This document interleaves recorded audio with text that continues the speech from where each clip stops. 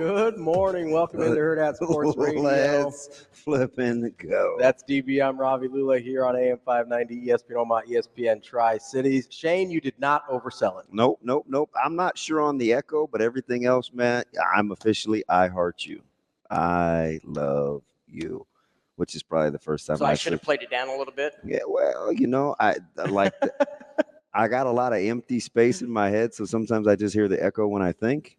So maybe it's me, but now that we got like the real boss in the house, we're good to go. Because if anything goes wrong, Sasha can fix it. we got Super Bowl testicle in the house over there in the corner, just minding his own business. I want that quarter zip. It's a very pretty quarter zip. But man, let's have a show, man. That entrance was. I know. I'm ready to go. Okay. I feel like I need to go headbutt something. Yep. We'll try not to though. Yeah, listen, this thing is already misshapen. Like, I can't afford to be. Maybe you kind of knocked it into place a little bit. Man, I can't afford to be running it into too many things with this oblongata. Well, we are live here at Hurrdat Sports Bar and Grill with some of our friends, some more trickling in as well for our first live breakfast of the season, brought to you by our friends over at EP Foundation Repair. Yeah, all guys in the over house. There. You know what? I almost thought the young lady had on Dodgers gear, but the EPP fooled me. But that's okay because nobody's gonna wear Dodgers gear. They're big.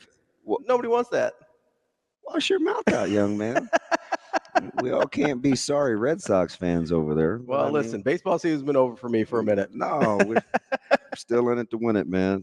Heck of a menu today, too. Did you take a look at it? I did. The fine folks come out to join us. I think I'm gonna rock some biscuits and gravy. Biscuits and gravy. I like biscuits and gravy. Cake mix. So you've got an egg plate with a choice of bacon or sausage. You can go biscuits and gravy. It's served with my thing, tater tots. I'm surprised you're going sandwich. No, well, the pile of bacon is going, but the reason I got the sausage sandwich to go is because I want to eat the sausage, egg, and cheese. You're getting rid of the bread. Yes. Come on, man. I'm team sausage all the way. Don't be wasteful. Come on, man. Just don't eat judge. The sandwich. Just eat the sandwich. How beautiful does this club soda look? It looks great. Do you know how fast I'm going to drink this? Yeah, pretty fast. Yep. It's going to be aggressive. I can't remember. How are you feeling today? You had a little game last night. Yeah, we didn't play well, but I'm happy to get in the win column and move on, right? So the cool thing is we got out of there with the win. We handled the delay, which I was probably that's challenging. Oh, it's a nightmare. Because how long did it end up being? I don't know, 2 hours maybe. By the time they stopped, and then you got like warmed up again and everything. Right. So like I'm happy with that. And the cool thing is the whole week 1 to week 2 thing and improvements. Unless you're Colorado, we got a chance to really get better with. So it's a good football team we played, and I like some things we did. We're so young. I was pretty impressed with how you guys held up in the trenches. So that I don't like, knock on wood, that I don't think that's going to be a problem. Everybody talks about, up front and what we lost. And, we got a lot of guys that have played a lot. Like, I think once we settle down and figure out, obviously it's week 1, so you throw a lot on the wall and see what sticks. But who we're going to be offensively. I think defensively, we picked up pretty much right where you left off. Yeah, it's we're very good against the run, and they couldn't get much going at all. And I think, and we held I was scared to death of Cannon. Yes, 1,300 yards and 16 touchdowns, and we held him to negative yards rushing and forced them into a lot of throwing situations. So if we can keep teams from running the football. Well, you're not going to face too many teams up front that are better than the one you saw last night. Yeah, and Coach McLaughlin really underappreciated coaching their offensive line, and he's won a lot of championships. Has Dan McLaughlin. So, I mean, there's some coaching. Millard West guy, right? Yeah, there's some coaching prowess there, and you like battling wits with really, really bright guys like that. I got a ton of respect for Coach Martin, and I thought. Going forward, it's going to be a tricky year to navigate because there are some teams that will be significantly better late than they are early. And there will, of course, be some teams that peak early because that's just who they are. So, I mean, we got to do us. The 13 penalties was a travesty. It was a little sloppy. No, it was terrible. Yeah. I mean, there's no, you don't have to sugarcoat it. It was listen, it was piss poor. It was poor. I mean, you look, and we had 13 penalties for, 145 yards, and that's unacceptable. Mm-hmm. And I mean, you get a little ticky tack on some, some PIs and stuff like that. But, at the end of the day, the procedure, the motion penalties, like, we just got to be better. Well, there's a couple there was like a taunting one. It's like you just got to get. Yeah, so I listen. I thought it was light, but you still can't do it. I don't gas me. Don't.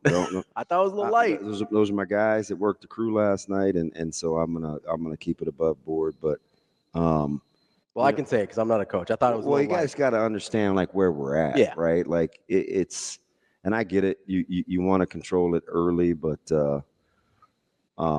we caught a break early on a personal foul, and was that the first altercation where they went on so the North? White Hat did a really good job. Yeah. That time of not falling prey to catching the second guy, right? Because clearly, and Quentin's got to be better. Yeah. He easily could have, because when he threw the flag, it was late. Yeah, it was. So I was like, oh, here we go.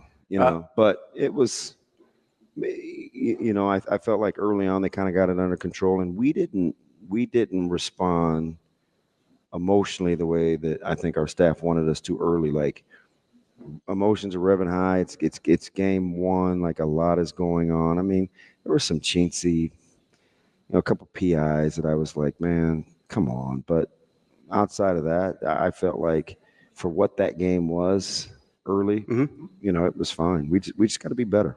We got to be more disciplined. I've got a question for you, but first, you see our guy with the Well Actually shirt? That's our guy. Oh, Steve that right is there. Our guy. Well, actually, I told you he's got glasses. I guaranteed it. And he brought his significant other. Listen, we all outkicked our coverage. It's okay. You just like everybody else up here. Before the end of the day, I need one of these. Just one.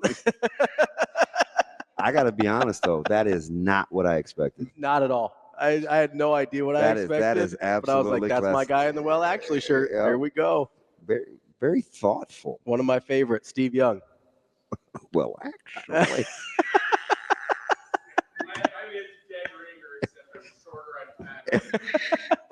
Hey, I say that every day.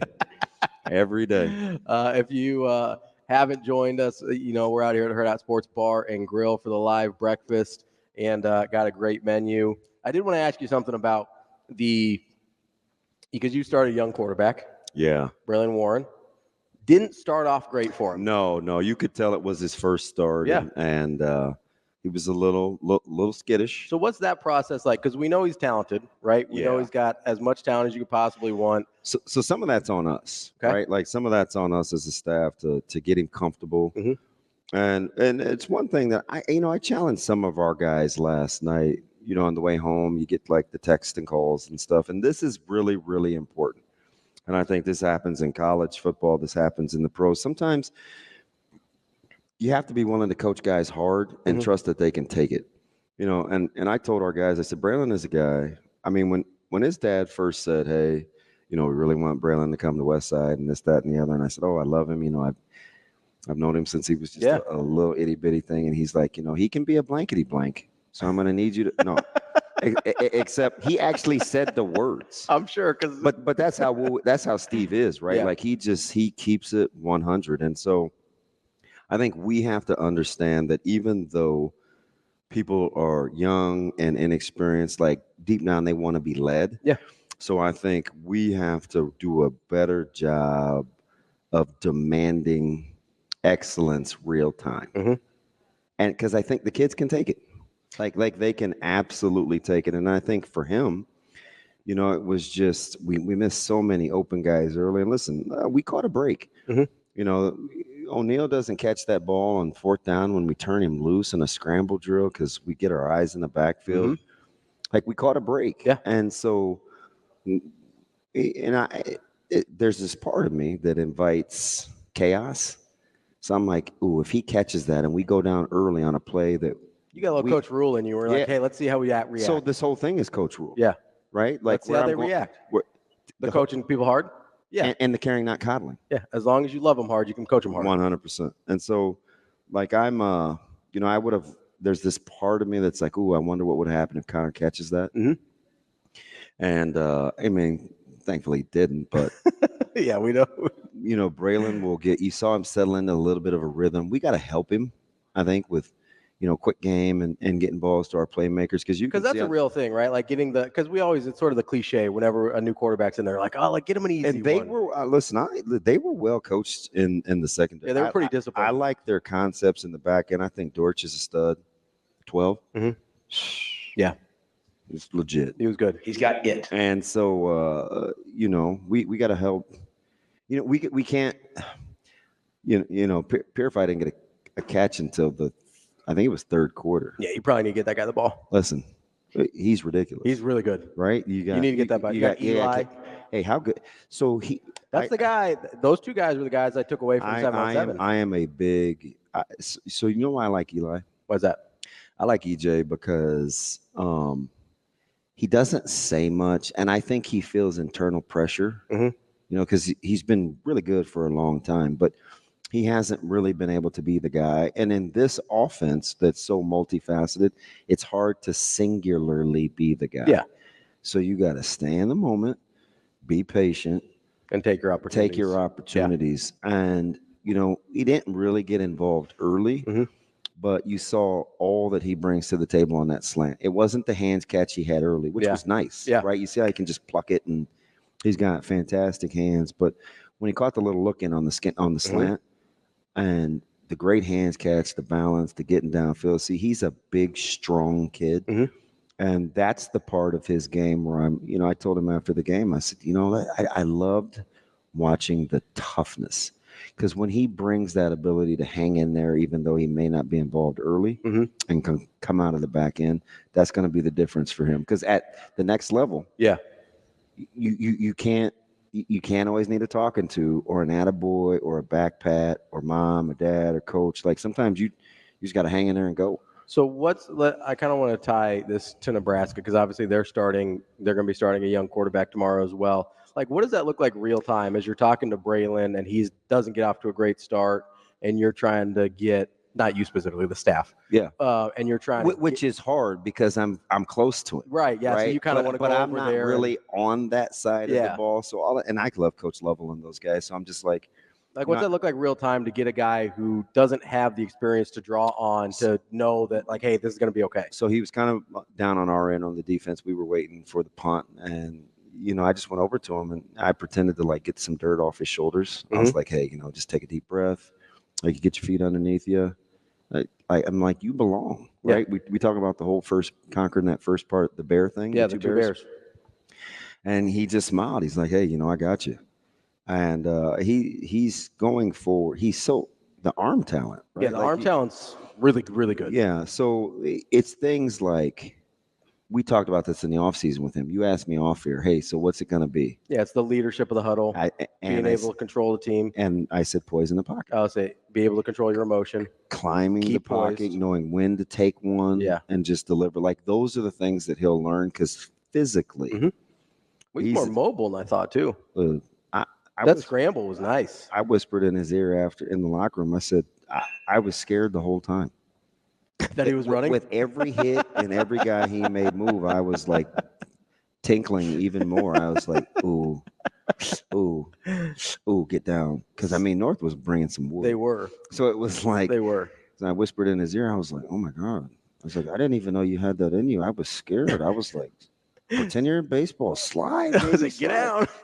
And in typical B-Dub fashion, he just smiled and was like, I got you, coach.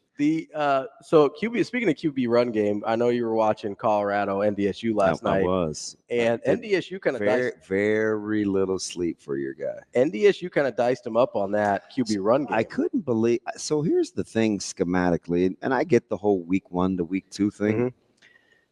Concept-wise, Colorado is in trouble defensively if they don't kind of adjust to the middle of the field. And I don't know what the game plan was. There's certain concessions you make as a coordinator, like what you're willing to do. Hey, we'll give them that because we don't think they can beat us there. But the middle of the field open stuff, I was I was shocked, right? They were Both with the pass and the QB run. Or they were willing to give up the crossers and come rally and tackle. But like low hole, high hole, and QB run game, I was like, wow, you're going to have to shore that up. And not that I think QB run game is going to be the thing for Nebraska, but what I do think is what I love is the intermediate passing game. Yeah. Right, with their inside receivers and their big, strong guys. The tight ends. And I'm a big, if you can manipulate the box, if you can control from hash to hash, from 0 to 12 yards, you're going to win more often. You can win. Yeah. Because you can dictate what linebackers can and can't do. I mean, if they're hook to curl conscience or crosser conscience, it's hard.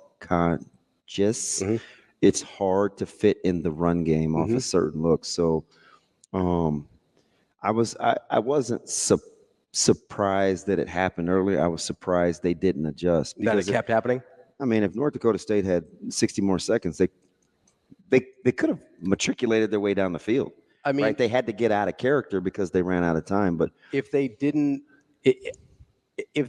have that pass interference on the 3rd and long, God, that food looks so good. If they didn't have the pass interference on the 3rd and long before they got them to punt, they're in a position to win that game. All I was saying, this is the total. And it was a pass interference. I'm not. Everybody on our team will hear me say, "Don't panic." Yeah. Right. Ball in the air, you're beat. Don't panic. Don't panic. Don't panic. Play through his hands. Play through his hands. Play through his hands. Don't panic. And and how much of it's like you at least have to turn your head, even if you don't know where the ball is, when you get close, just to give it the. So the television watcher in me says, "Oh, sure, man, turn your head." I get it's hard. The realist in me is like, I'm beat. I don't feel like I'm in good position. I don't trust to look back. Like, you're just not going to. Yeah. Like, I don't care. We can say all we want to is like the armchair guys. Because as a guy that's never played DB, I'm watching. I go, well, listen. You can play DB, and when you're cooked and a guy's behind you in that scenario, what you're thinking to yourself is, I'll take the 15 is and better not the than 60. Yeah. No, I get it. I do. Right. So like, I don't begrudge him for that. It's just stay within yourself. And I looked at Colorado offensively, and it's not you can't say, well, if they didn't have Travis Hunter, because they do. Yeah. That still counts. Horn's pretty good. Horn's not bad. But concept wise, I'm like, it's not impressive. How portable is that? I don't know. You can't just say, hey, my guy's better than your guy, go make a play, because you'll start to see bracket coverage. You can see man under. You can see lots of things, especially like if you can't run the ball. It gets a lot easier. You can do a lot of things in coverage. Deion's not worried about running the ball, though. And you don't have a QB run game. We have to get there where we can run it. But if you don't want to run the ball consistently or have QB escapability, because Shedeur does not want to run. That's going to be tough sledding. He's going to scramble. He doesn't want to run. It's just going to be you're going to see kind of what you saw against a couple of our opponents last year. And it's not because we have good players. It's just because the concept matches up. Yeah, you put him in a bind. If you don't run the ball with your quarterback, and you can't run the ball, with your running backs or whoever else, this isn't. You're not about to just do 7-on-7. I mean, Deion's not worried about the running game, though. He told us he wanted us to be sure he's not worried about it. I was mortified at the last 2 minutes how they managed that game. Yeah, it was terrible. Why do you throw on first down after you get that pass interference penalty? They gave them 40 free seconds. I couldn't believe it. Like, what are you doing? I was like, well, that was I watched that and I go, that's just ego, because he thought they could beat him. So I went back. To all the conversations we had about your scenario about when to cheer for him and when not, and I'm like, that staff. So do you get the sense that going into this week, next week playing Nebraska, you're thinking, okay, so if we're in a 1-score game next week, we better run the ball? Like, do you think they're thinking that? No. So it doesn't matter. No, if the staff's not good, it doesn't matter. That was kind of my whole point. It's like, but he had some new guys from last year. I wasn't sure. Yeah. And some of the guys, like, there are names on his staff. Yeah. Right. So that's what I get it, but I think Phyllis. So sometimes this is what I want to watch play out tomorrow. So sometimes philosophically, you get all these guys like super smart guys. It's like Zim going to Dallas. Okay, a lot of tradition as a defensive mind, but there still has to be this thing where philosophically it matches up with your personnel. Sure. Right. So you kind of have a sense how Zim wants to play. Then he gets a couple of toys that he can play with. You got a corner you got two that are really good in man, pretty not real bail technique guys, like to touch you, kind of mug you a little bit. You got an elite level pass rusher. Mm-hmm. So Zim's got to be thinking to himself, okay, I know I have a defensive philosophy, but what am I dealing with? Yeah. That staff in Colorado, they philosophically they have a thing, Mm-hmm. but what are they dealing with? What are you dealing with? Yeah. Right. You can't go two wide receivers and a quarterback and go 3 on 11 all season. Yeah. That's not going to work, especially when one of those wide receivers plays both ways. There's a reason he limped off the field last night late. They shouldn't have even been in that position for him to get the leg nicked, right? No. Like you're running like a little bubble. You think it's safe. It's a little RPO look. You think of it as a long handoff. Mm-hmm. Just a lot more things can go wrong than right. For sure. That's DB. I'm Ravi Lulla. We're live here at Hurrdat Sports Bar and Grill for our first live breakfast show of the season. We will be back. We'll set up the show to let you know who's coming up, and we'll have more Hurrdat Sports Radio coming up next. Welcome back to Hurrdat Sports Radio, AM 590, ESPN Omaha, ESPN Tri-Cities. That's DB. I'm Ravi Lulla here on the Pillar Exterior stage. We're live at Hurrdat Sports Bar and Grill for our first pregame breakfast of the season, brought to you by our friends at EP Foundation Repair. We've got a great show coming up for you. We've got our guy Greg Sharpe coming up here in the next segment, 7:45, voice of Nebraska football. My ace. Got Tim Verghese from inside Nebraska. He was down there at Westside last night. Yes, he was. I saw him put some clips out on Twitter, some good stuff there. Got Jon Teicher, the play-by-play voice of UTEP football, coming up at 8:45. Then we got some guy named Mike Sautter dropping by at 9. We'll see what he's doing. I was with that wear out all night last night. And then we'll wrap up the week. Sounds about right. Like we always do with Matt Vrzal, former Husker owner of Paisan's Pizzeria. For the record, he talks slow in real life, too. Who? Sautter. No, I know. Yeah. So, with arms wide open. Yeah. Maurice, Keenan Cotton, man. Like, Keenan's a nice player. He's fantastic. Good ball player. He looks a little more wiggly than he did last year. That's the thing, man. Like, we're going to try to. He looked a little straight line last year. He looks like he's got a little wiggle. He's a guy that I would use. So there's two. He and CJ Christian, where I would use as like demo cut-up tapes. Yeah. Like if you want to show like a lot of the drill work we do, use KC. I call him Masterpiece just because of barbecue sauce. Sure. KC. But really the masterpiece is spawned from the fact that when he does drills, it looks fantastic.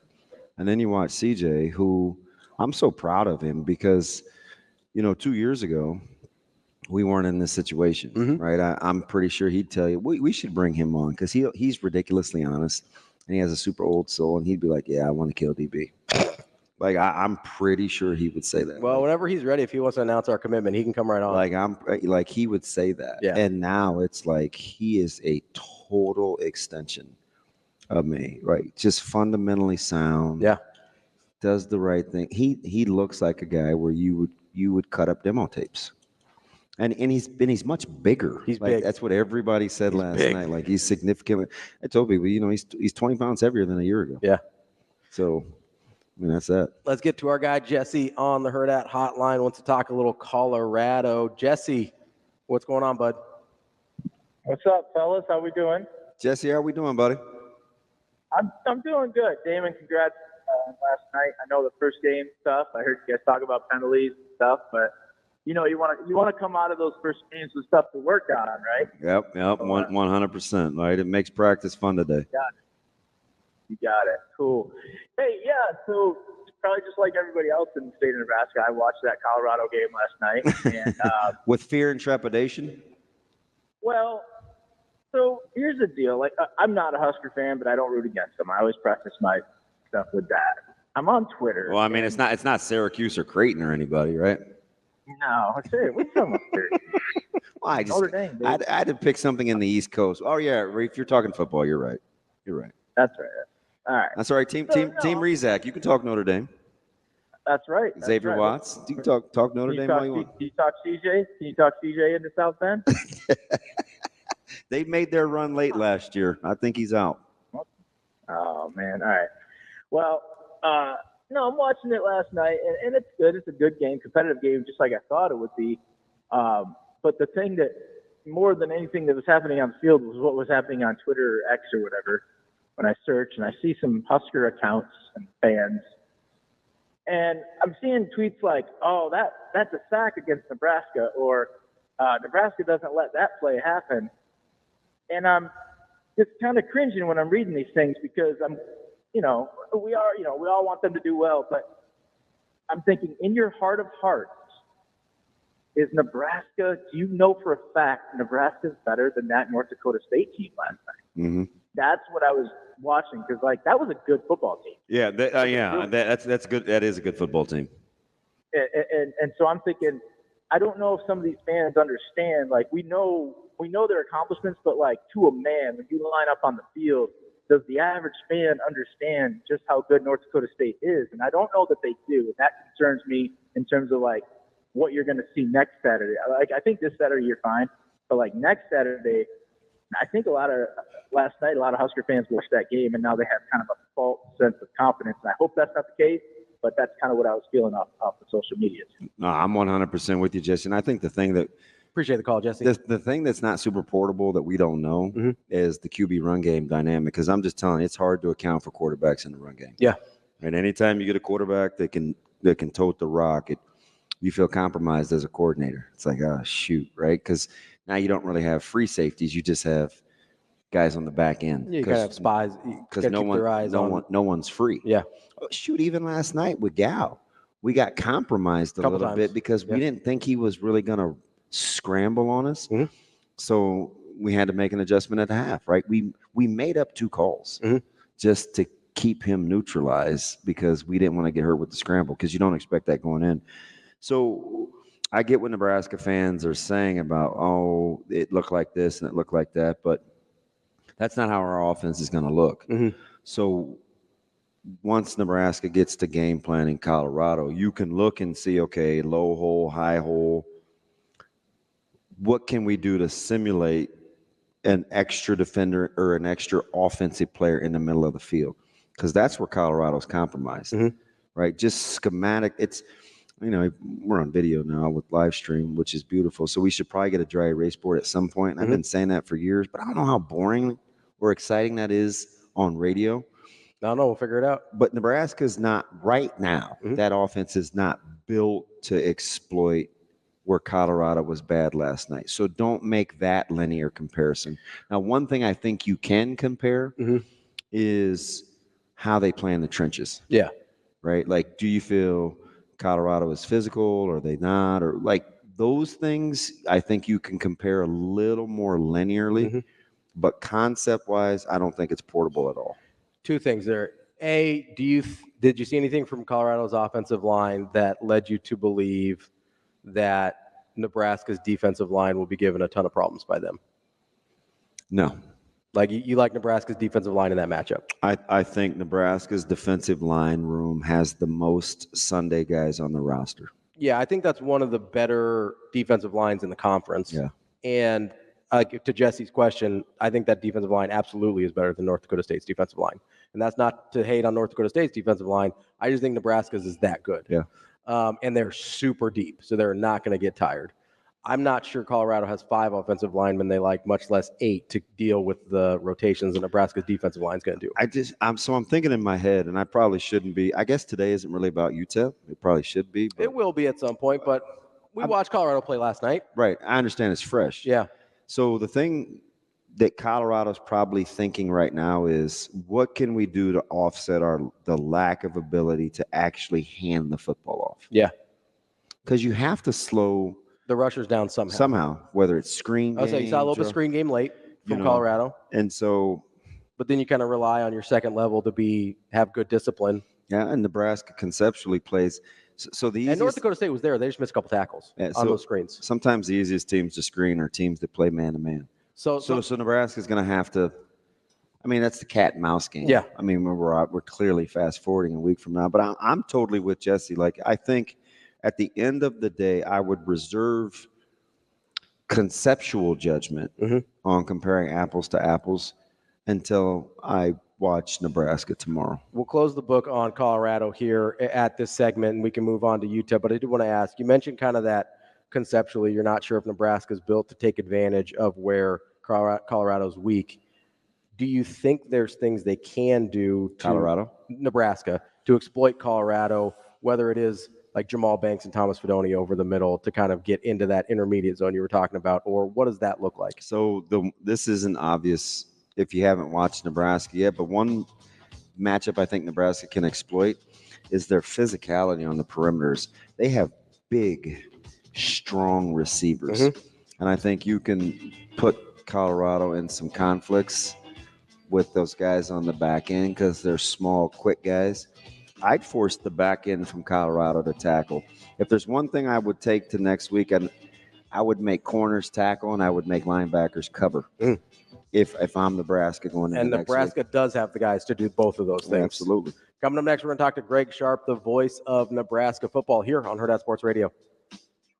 Wrapping up hour number 1 here on Hurrdat Sports Radio, AM 590, ESPN Omaha, ESPN Tri-Cities. We're live on Twitter, Facebook, and YouTube here at our pregame breakfast, brought to you by EP Foundation Repair. We are joined now by our guy, Greg Sharpe, the play-by-play voice of Nebraska football. Greg, how are you this morning? Guys, I'm great. What was for breakfast? Or have you not had it yet? Oh, my favorite, because you and I have had a few breakfasts on the road. So we got an egg plate, we got biscuits and gravy, we got a bacon, egg, and cheese sandwich, and a sausage, egg, and cheese sandwich. What would G Sharpe go with? Oh, my gosh. I can't pass up biscuits and gravy. Thank you. That's my guy. You got that somewhere? You got that somewhere in the vicinity? I'm chomping. Let's go. I think Minnesota all over again, man.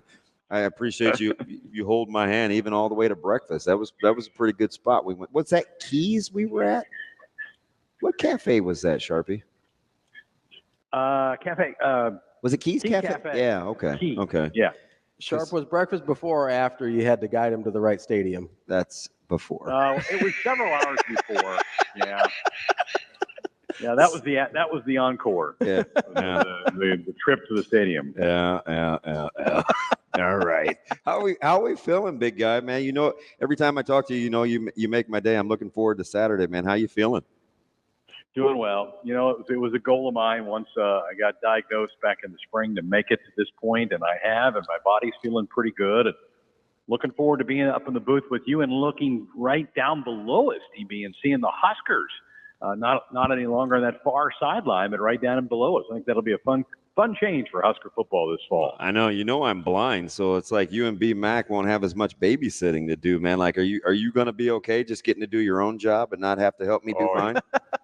Oh, B Mac, we're going to both need him to babysit us this fall. So he ain't getting out of that. Greg, I know there's a ton of excitement around the state for this year of Nebraska football. How can kind of put it in context for us? I know there's been, other years, whether it's 2019 or 2007, where there's been a 2011, I think, as well. There's been a lot of excitement, a lot of hype. You've seen most of those years. Like, how does this compare to some of those other ones? Oh, I think it's on par with all that. And I think there's real reason to be optimistic. I mean, we saw signs of improvement in the program last year. We knew there was issues at the quarterback position, need to be better at that spot. I think we are. I think Dylan will prove to be a step up for the quarterbacks. Then you mix in the schedule. I mean, you cannot dismiss the schedule. And to me, this is 2016 all over again with the schedule set up. And that was Mike Riley's second year where they got off to the great start and found themselves in the top 10 in November. Not saying that's going to happen this time around, but the potential for that to happen is there with this group and this particular schedule. So I think the upbeat is warranted, and certainly can't wait to get this thing started tomorrow. Tomorrow. Yeah, let's go tomorrow. The very recognizable voice of the voice of the Husker Radio Network, Greg Sharpe, joining us here on Hurrdat Sports Radio. Sharpie, do you allow yourself, because I know you're the master of the televisions, you get them all set in the studio and up in the booth. How much did you watch of last night and try not to, or actually did fast forward into next week? Oh, I was all over it. I mean, I was all over it. I was zipping around. I even watched a little bit of Western Carolina, North Carolina State last night. Oh, yeah. I thought you'd be locked in on Rutgers. right? Because we both have it. Yep. I did watch a lot of their game, and they got a little slow start. And DB, they were missing about 3 starters on defense. Understood, One, too. Toure is out. He's out for the year, Toure is. But the other couple guys in the secondary were out. But, man, Monongai can really run. Isn't he something? Love him. Love him. And I guess the Howard coach is upset at the end of the game. They ran a couple of dive plays and scored in the last 10 seconds. I think that offended the Howard coach. But, hey, you're running a dive play. Stop it. Tackle a guy short of an 8-yard gain. So we need it. We need NIL, right? I mean, good teams win, great teams cover, Sharpe. It's exactly right. And that was part of it. And then I asked Shane before we went on, I said, did you make it to the end of the Minnesota game? He said, no, he confessed that because of you guys, he went to bed. He wanted to be fresh and ready to roll. So he missed the end of that game, and that was a tremendous finish to that game. Yeah, do you look at that? This was a couple weeks ago when we were talking about the Big Ten opening slate and things, and I said that would be a bad loss for this Minnesota team because I'm already worried about, not worried like, fretting, because I don't have an emotional investment, but I do think they could potentially be in for a tough year. I said that would be a bad loss for Minnesota to start the season. Was it expounded by the fact that, you give up game-winning drives and that with your backup quarterback? I think so. I mean, I think they hang their hat on playing great defense and great special teams. And they couldn't get a stop when they needed it against the backup quarterback. And their kicker, who's pretty good, right, misses 2. He missed one early in the game from short distance when he doinked it off the upright. And then the 47-yarder at the end where he pulled it and missed it wide right. That's a loss that's going to stew in the minds of Minnesota. A little bit like, I think, the way we felt last year leaving that stadium once Damon got there. I think we felt that way. Going, that's a game we should have won and might cost us a bowl game. And you kind of look back and go, well, yeah, that maybe did cost us that 6th win. Yeah, I'm kind of sitting there and being like, hey, where were these missed field goals last year, guys? That'd have been nice. No kidding. Hey, let me ask you something. Hey, and then, go ahead. To your question, obviously I watched a ton of the Colorado game, and Hunter is unbelievable. I mean, some of the catches he makes are phenomenal. They will hit you with some big plays. But I think Nebraska's game plan last year can work against them this year. Grind it out, punch them in the mouth, be really physical with them, and try to dominate the time of possession of the game and limit the number of possessions in the game. I think that formula will work next Saturday. Sharpe, we've had a ton of conversations at the end of games where you and I will look at each other and be Mac and however that dialogue goes. So we've been conditioned to deal with a lot of late, strange things happening. When you look at this team, and it's a 1-score game, would you rather Nebraska have the ball on offense or their defense be on the field? Good question. I love Tony. You and I have an affinity for Tony White. I think their defense, the game on the line in their hands, I'm feeling really good. Now, I need to see Dylan a few games, I think, DB, before I can fully answer that and see how he composes himself in a fourth quarter of a tight game. We don't know that yet. My guess is he'll be really good at that. That's my hunch, but I want that to be confirmed. So I guess I have more data to answer that on the defensive side than I do right now at the offense. Yeah, I can't get out of my head, Michigan State, Martinez against Michigan in Lincoln. But then I go back to we had a chance in Wisconsin. We had a chance at Minnesota. Maryland, Iowa, where it's like, okay, defense is out there. So I'm just thinking with the way that this roster's built, which would I prefer? And I still don't have a really good answer. Because my heart's been broke all sorts of different ways, Yeah. Yep. Yeah, Sharpe, as we get ready for UTEP, is there anything, I know you do a ton of prep on every team that you guys call, and I know you and DB are both kind of junkies that way, but junkies, sickos, whatever you want to call it. But what have you seen anything from UTEP, or I guess Austin Peay, because we're not watching any UTEP film, that you think could be something interesting to watch tomorrow? Yeah, I'm a big fan of the Governors. Man, I watched a ton of tape of Austin Peay. I like what they do. I like a lot of the things they do. And this is going to be a fun and I think a good test for Nebraska because of the way they spread things out. How about their sneaky ground game? He's pretty good. 1,300 yards He's back. legit. And, it's because they spread you so much and they try to get him in space where he can use his wiggle a little bit. Defensively, they're either going to come at us or they're going to drop 8 or 9 in coverage and go find somebody. And so that'll be an interesting wrinkle and a good start to Dylan. And, hey, if I'm them, I'm giving Dylan all kinds of different looks, right? I mean, if I'm their DC, I'm going, as a freshman, he's going to be a little nervous. He doesn't know yet what's going on in college football. So I like this matchup because I think it's going to make Nebraska a little uncomfortable at times. But I think that's good with Colorado a week away. Two really, really bright guys. If you had to peg right now the more interesting storyline as the season goes on, you think it'll be Butler or Glenn Thomas? Well, I think it's Glenn. I do. And I love Coach Butler, man. I love watching him coach. I love the way he works the field out there. But I think it's Glenn Thomas and the responsibility of getting Dylan ready and maybe creating some interesting packages to utilize Heinrich in some different ways as well. But I think because of getting a freshman quarterback ready, I'm more interested and locked in what Coach Thomas is lining up for us. Greg, as you get ready for tomorrow on the Nebraska side, obviously there's a lot of questions or things people are interested to see, right? Whether it's Dylan Raiola, whether it's some of the new guys on defense. What's the thing for Nebraska that you're most interested to see in terms of the question marks you're looking to be answered? Well, I want to see what the kicking game looks like. Yeah. I want to see how they rotate. Is it Tristan for everything? Is it John Hole for part of it? How does that play out? There were enough oars on the depth chart for the running back room to row a boat. So what happens with the running back room? Does somebody take a step and grab that job, or is it going to be a by committee thing? And we keep hearing Coach Worrell say, I want a guy to take a play that could go for 8 yards and take it 80. Is that guy in that room? I don't know, but maybe tomorrow we start to see some light on somebody grabbing a hold of that running back room. And I love DB's take on that because that's his spot.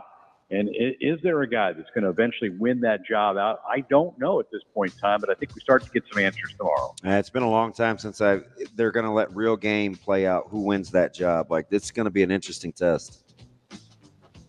Sharpe, we appreciate the time. As always, look forward to hearing you on the call tomorrow, and we will talk to you again soon. See you in the morning, buddy. Guys, always enjoyed DB. We'll see you in 24. You got it. More Hurrdat Sports Radio coming up next with Tim Verghese from Inside Nebraska.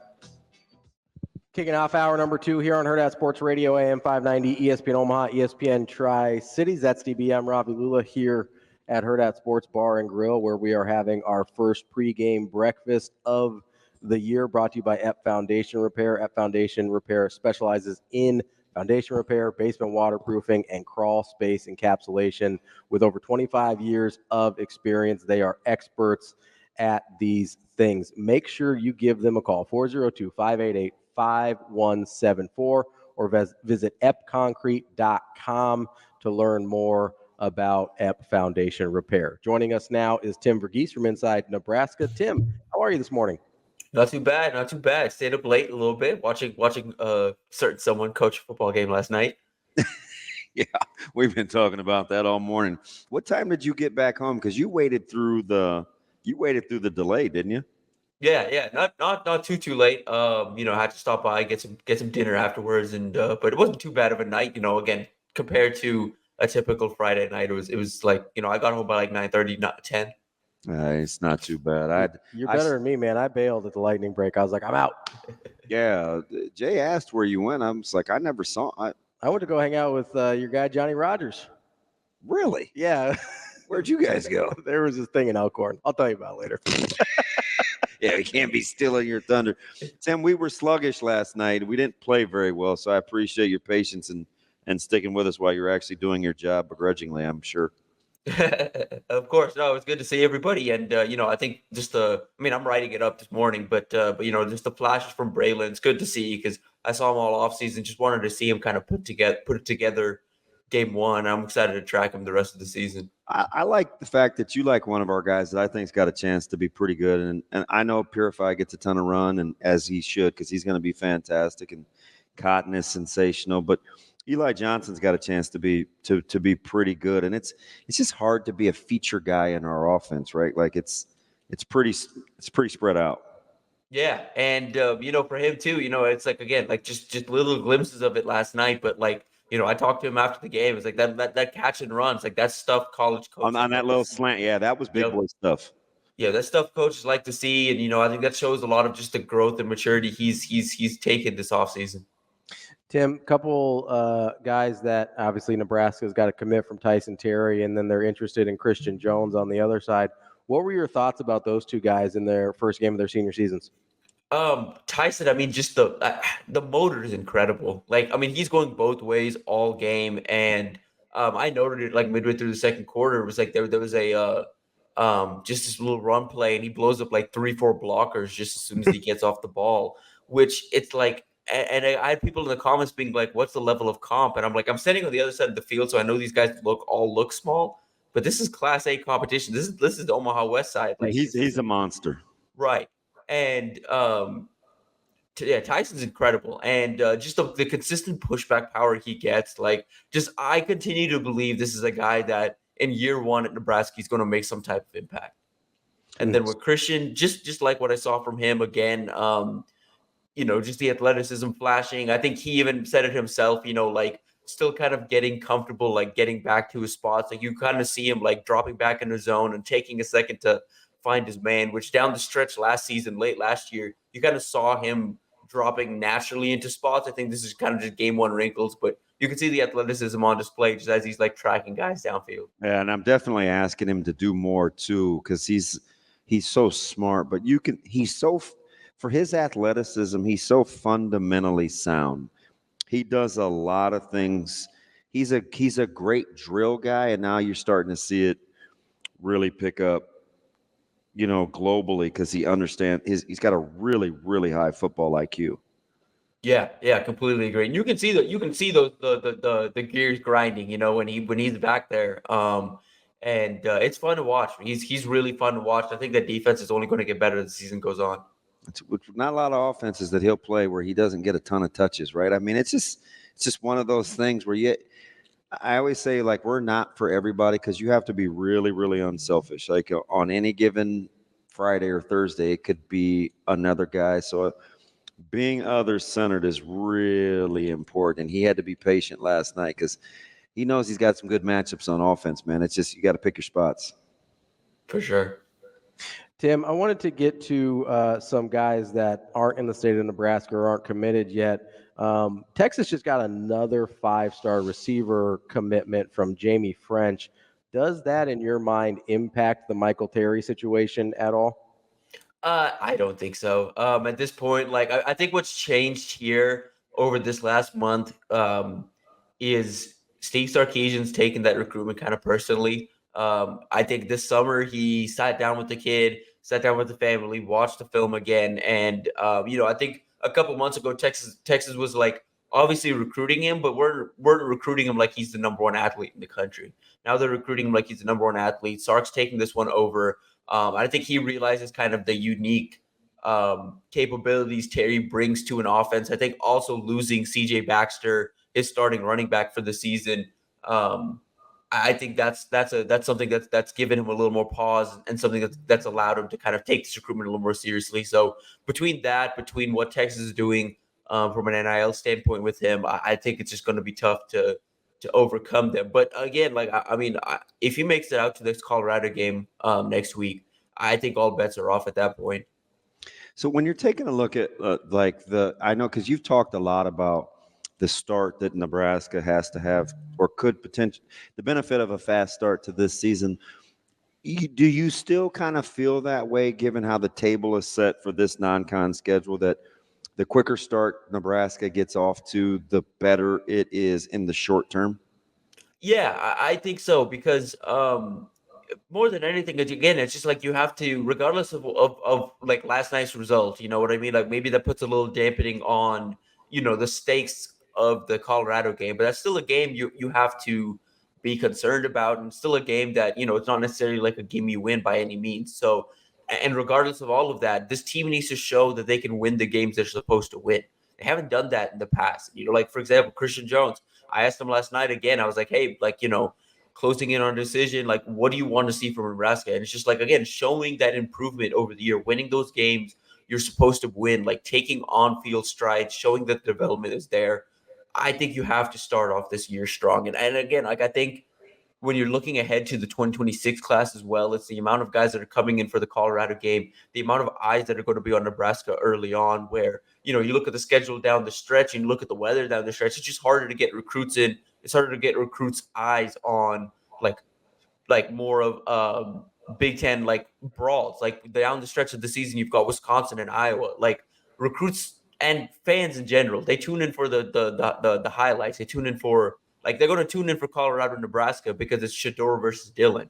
We get down the stretch of the season when it's Wisconsin and Iowa, and it's like, okay, Nebraska's going to run the ball 15, 20 times, and so and you know what I mean? Like it's going to be like this physical running game. You're not going to get the eyes that Colorado is going to get. So we unfortunately, and we fell victim to it this morning just because Colorado played last night. Nebraska isn't afforded the luxury to look past anybody. Mm-hmm. So when you're trying to pit that against the recruiting phenomenon of what next weekend means, how leery are you of what's happening or going to happen tomorrow?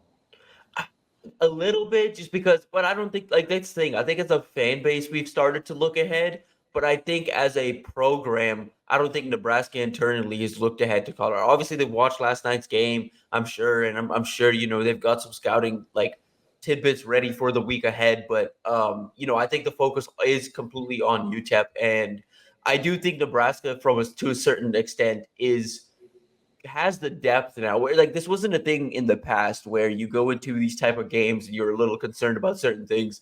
I think Nebraska now has the depth where this is the type of game where they should be able to run away with this. Like down the stretch of this game, they should be run away with it. We've talked all week kind of on our own like predictions for the game. I kind of see it a good chance that like heading into halftime or midway through the second quarter, it's a little maybe too close for comfort just because of what this UTEP offense like and the challenges they present to this defense.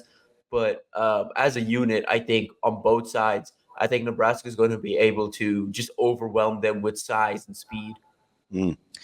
Tim, is there something that you're looking at from this Nebraska team tomorrow against UTEP where you just kind of think, okay, if this team is who I think they are, if this coaching staff is who I think they are, these are just the types of games they're not going to lose anymore? Like, does that factor into the way you're thinking about that game tomorrow at all? Yes, absolutely. You want to see significant strides from specific units. You know, like this is the type of game that Nebraska's wide receiver room, for example, for all the hype they've gotten, for all the mismatches they present, this is the type of game where we should see 5-6 guys get really involved tomorrow. Whether that's Thomas Fidone, whether that's Jamal Banks, Jalen Lloyd, whoever that is, you need to see a couple guys really get involved and win their one-on-one matchups. Even if they're not necessarily getting the ball.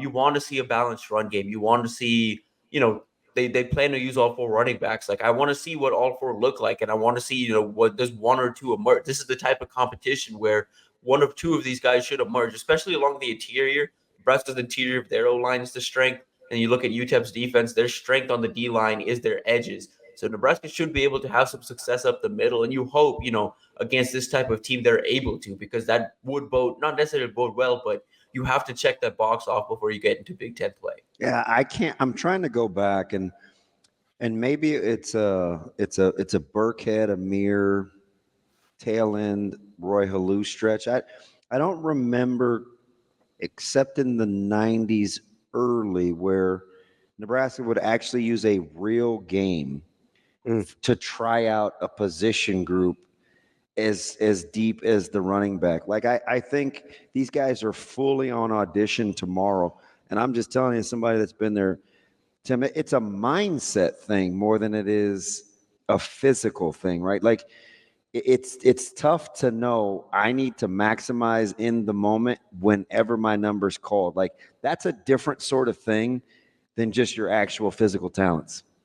Yeah, it's who turns it on. Like it's who wakes up and who's ready to tote the rock tomorrow. Like and that's just how it is. Like specifically with that unit, it is so much on who's turned it on. And I think I wouldn't be surprised necessarily because we saw it again in the spring game where Dante Dowdle didn't really hear his name called a whole lot in spring by the coaching staff, and then spring game comes along and he turns it on. Wouldn't be surprised tomorrow if he's the one that, just on game day, he's the one that's wired, and down the stretch tomorrow's game, we see him break a couple. I think he's definitely the most physical of the bunch.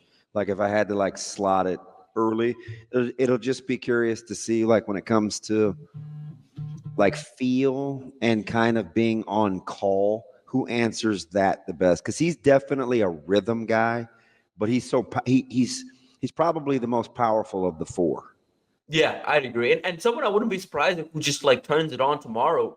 I think consistently throughout his career, the cool thing about Ramir Johnson has just been every week we're why doesn't he play more? It's almost like a thing of during practice, he's just kind of this guy, and then on game day, he turns into who he is on game day. He's been this consistent playmaker for Nebraska. This coaching staff likes him. I think Ramir kind of gets left out of these running back conversations just because he's the known commodity compared to relatively the known commodity. But again, wouldn't be surprised to see a little more from him tomorrow as well. Yeah, this is an interesting conversation because sometimes coaches have to make the decision. In this case, EJ, who's the lowest maintenance? Because sometimes when you're making decisions like this, you have to think, well, who can handle the news the best?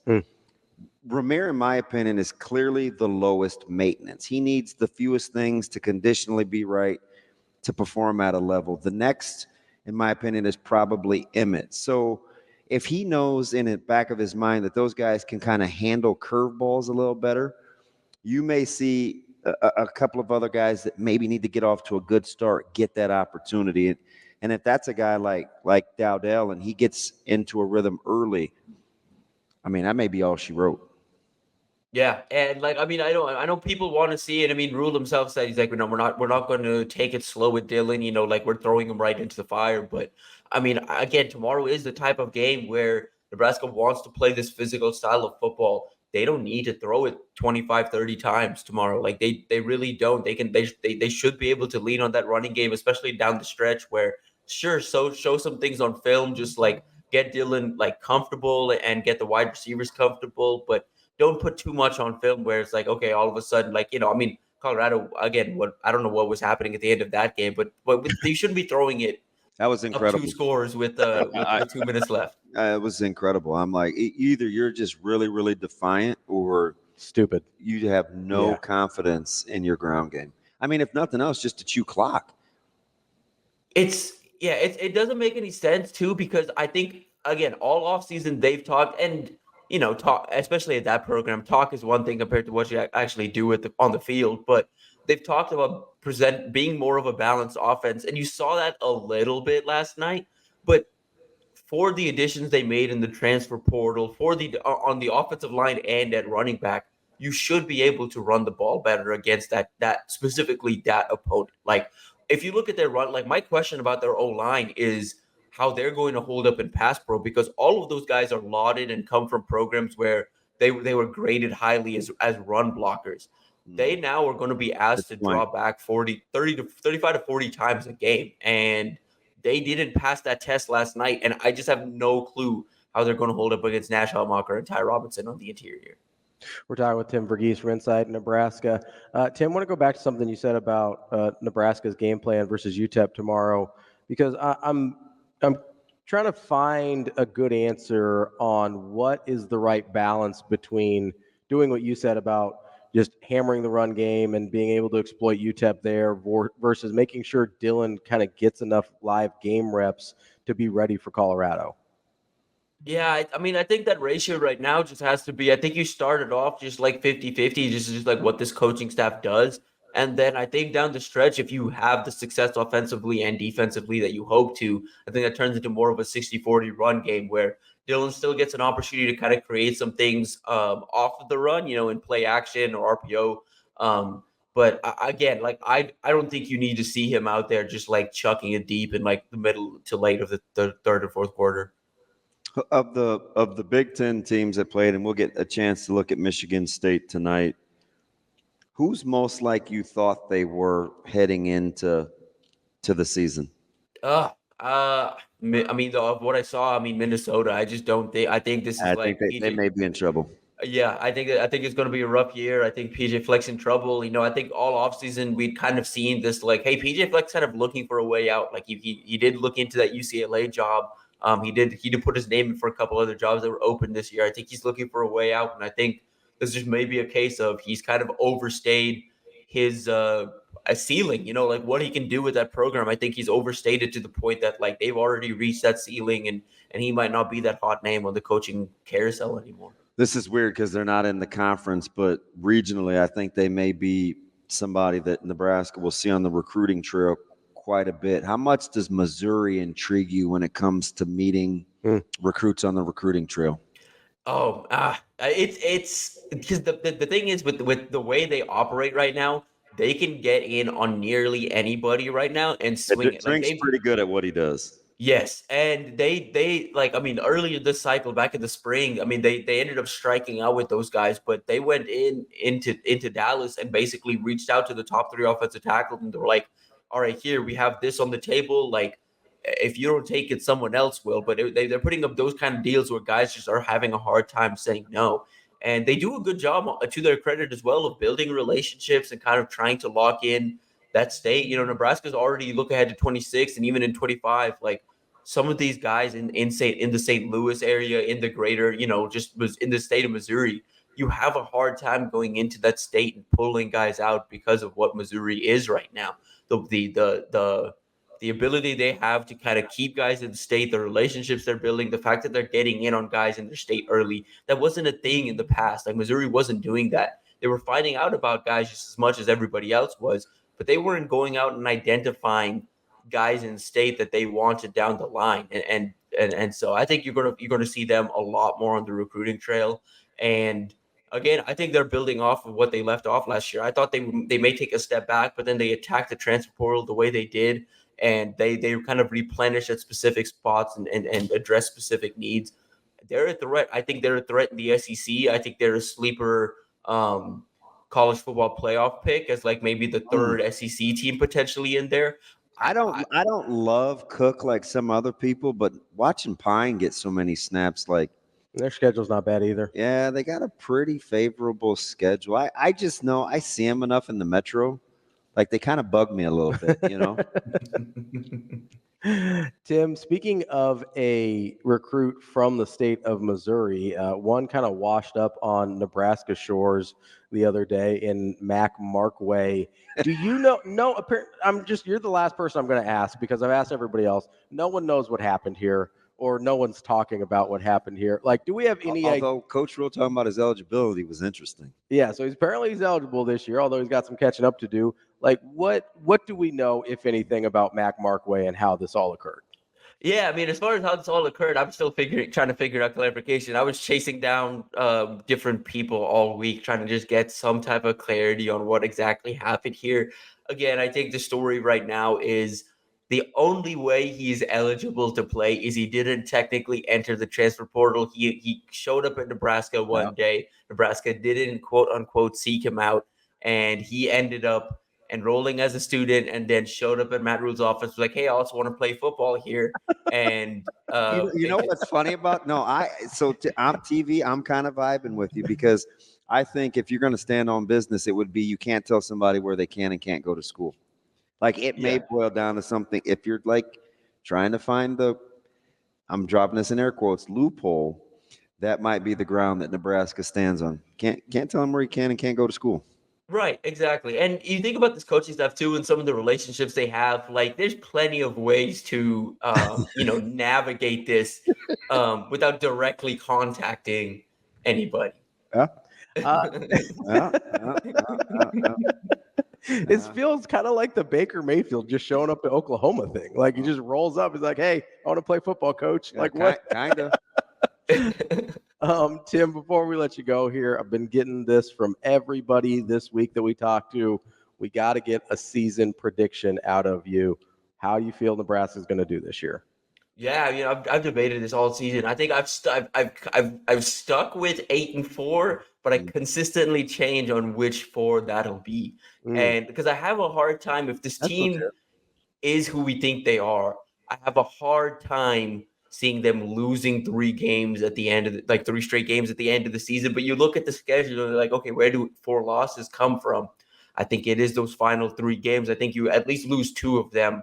I think this Colorado game is still a toss-up just because I do think they can score so fast. And what's going to make Colorado interesting is they score so fast. Those weapons are legit, and they will test Nebraska's secondary. But I think Nebraska has the advantage in almost every single facet of that game after having watched them last night. But yeah, again, like Rutgers going into the season was a bigger threat, but now, they're dealing with so many injuries. I just wonder what that team looks like by the time or by the time they show up in Lincoln. But I do think 8-4 is kind of where I'm sitting, because I do think, in the middle of that stretch as well, I think you do drop 1 or 2. It's incredibly unanimous. That's our guy, Tim Verghese, inside Nebraska. You're in good company. It seems like everybody's on 8-4. All right. I'll see y'all later. All right. See you in the morning, TV.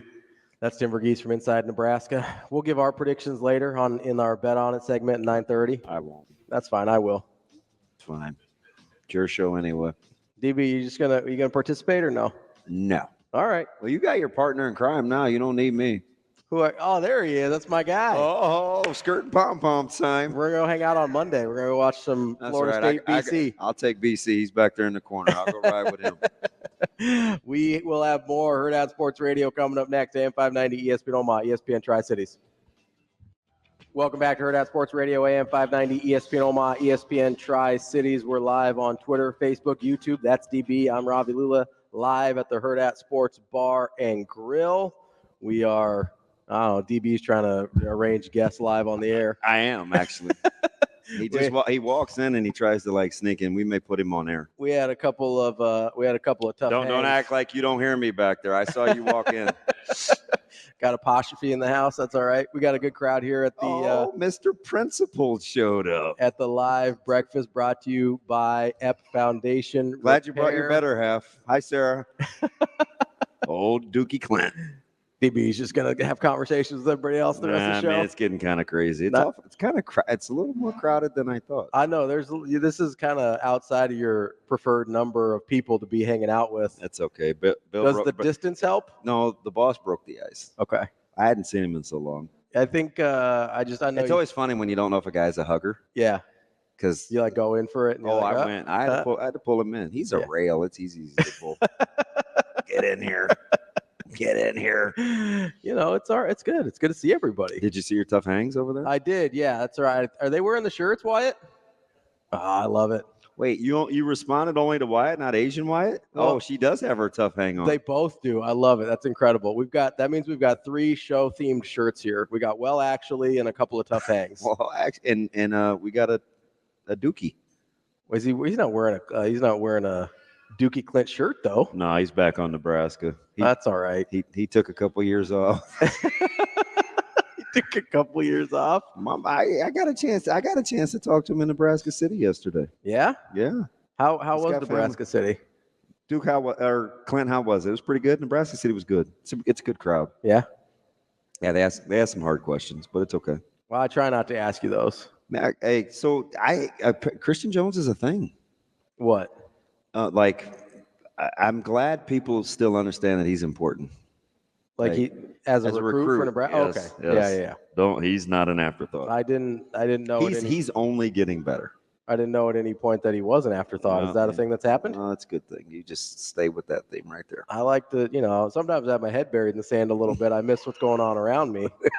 Oh man, we got all sorts of phone calls going. I guess the party broke out. I guess we'll take some calls here. We got our guy Cody wants to talk a little high school football. Cody, what's going on, bud? Cody, what's up? Cody, good morning. Cody Genatone, how are you? I'm good. How are you? Doing all right. Getting excited for some football tomorrow. Got to go watch season opening football for Gretna last night. Yeah, what'd you think? We missed Mike Cale's mind on defense. Opener, we'll see. Well, Knutsen's pretty good, though. Yeah, absolutely. 23 of 28 for 360 and 5 touchdowns. Yeah, that was Sauter's guy. He was waiting to see if real time he could spin it as well as he's seen him in practice, and apparently he can. He can throw it. Hey, congratulations to you, by the way. Nice little win last night. To our team, not necessarily ODB. Just to you, DB.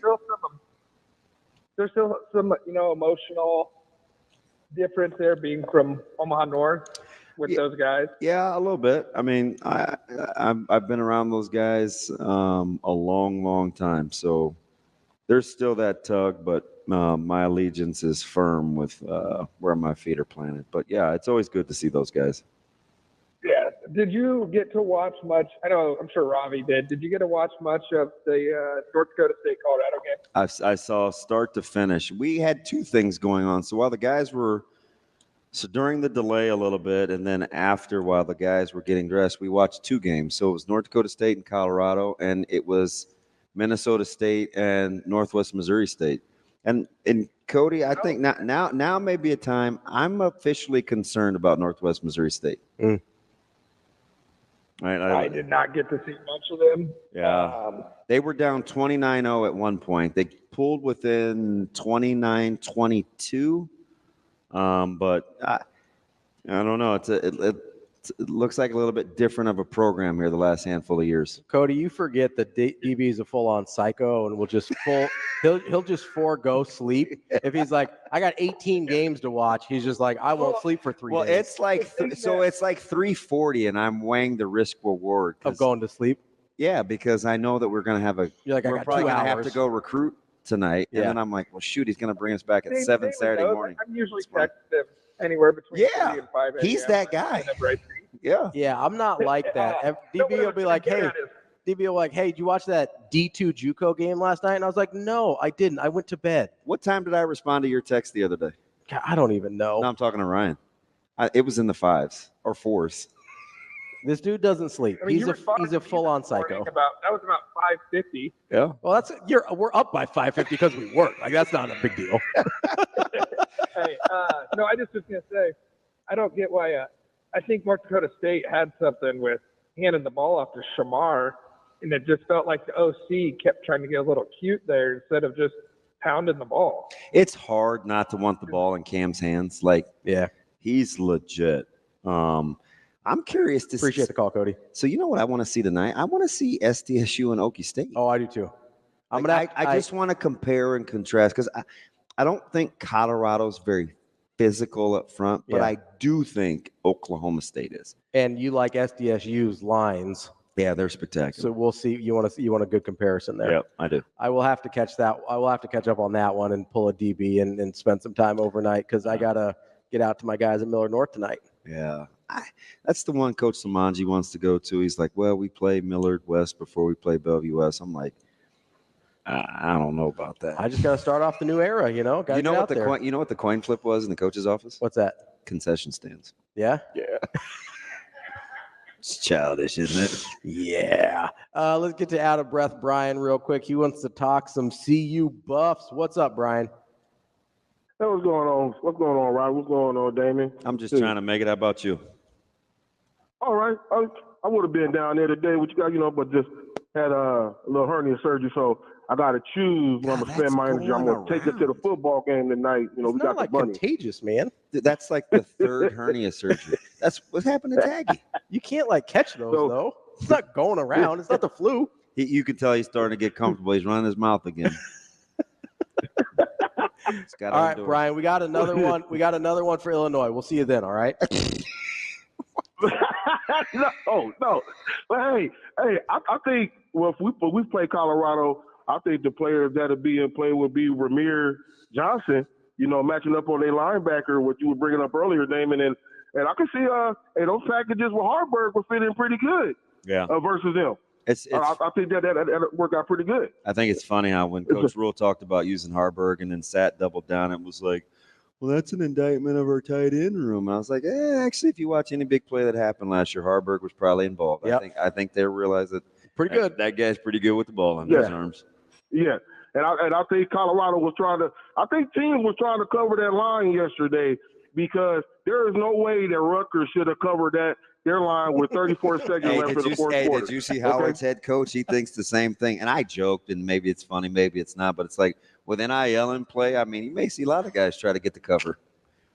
Yeah, I was watching. I said, I turned the game. I said, they're not going to cover. I look up later. I was like, how in the world did this happen? I've never seen that with 34 seconds left. Apostrophe. So who had the 50-point line last night? Shoot, a bunch of teams had a 50-point. And it was 50. And it was 51-0. Who was that? Missouri had a 48. Yeah. I mean, but Arkansas Central Connecticut got 66 points scored on them, and Arkansas Pine Bluff got 70 ran up on them. It's almost like Vegas knows. Yes, they do. and free money this week, fellas. And unfortunately, so do the teams that are playing. I think Colorado. Yeah, but listen, I joked with somebody. I can't remember who texted me about what Colorado was doing late, and I was like, I think Dion maybe wants more NIL revenue because he's trying to cover. I had no idea why he was throwing the ball with 2 minutes to go. Hey, they gotta do something to cover those fat Dookie gold chain necklaces that their quarterback got out there looking like EPMD. All right, I'm like, oh man, he's look out at there these. in warm-ups with a $200,000 watch. Yeah. I'm like, I'm sure he's going to be good with his money his whole life. NFL. Yeah, who the Plaxico Birds that got his stuff snatched off that one time? No, it was Crabtree. It was Crabtree. I'm like, man, come on, man. Y'all got. I'm not putting that on my neck and getting that ripped off. Wear that when you go to the club. All right, and go hang out with Hammer like your daddy used to. Wow. But that's it. Plaxico had some other trouble at the club, Brian. I appreciate it. Appreciate the call. We're brought to you here by our Team Jack Foundation. Make sure you get to teamjackfoundation.org to get involved with this great organization. You can volunteer. You can donate right on the page. You can see what events they've got coming up as well. teamjackfoundation.org, trying to find better treatments and one day a cure for childhood brain cancer. Make sure you get involved. Coming up next, we're going to talk a little UTEP football with their play-by-play voice, Jon Teicher, here on Hurrdat Sports Radio, AM 590, ESPN Omaha, ESPN Tri-Cities. Wrapping up hour number 2 here on Hurrdat Sports Radio, AM 590, ESPN Omaha, ESPN Tri-Cities. That's DB. I'm Ravi Lulla, live at the Hurrdat Sports Bar and Grill on the Pillar exterior stage, where we've got this live breakfast going on, presented by EP Foundation Repair. Speaking of which, if you're here, you can grab these hats over here by EP Foundation Repair. They are free for anybody that has come here to hang out with us. Make sure you grab one of those hats. I'm going to grab one before our way out here. And you still got time. Got an hour 15 left in the show to come on down and hang out with us. Like Jon Teicher is doing right now. He's the play-by-play voice of UTEP football. Jon, how are you this morning? Doing great, guys. Good to be with you. Now, there's that voice. Jon, interesting last night. The announcement is made, and it seems to make sense given the fact that with his familiarity a year ago with this staff, but it looks like Locklear's going to be the guy. Do you like the late announcement? Did you kind of feel that was the way it was going to go? And what does that mean for UTEP, do you think, on tomorrow? Honestly, I didn't know which way it was going to go, and I don't think that means anything other than Skylar Locklear is going to take the first snaps in the first series against the Huskers on Saturday. I think it was very, very close. Obviously, it went down to the final a couple of days before the season opening game. I think that Locklear does have the advantage because obviously he spent more time in the offense than has Cade McConnell, but McConnell has the edge in terms of actual game experience. I think they're both going to play.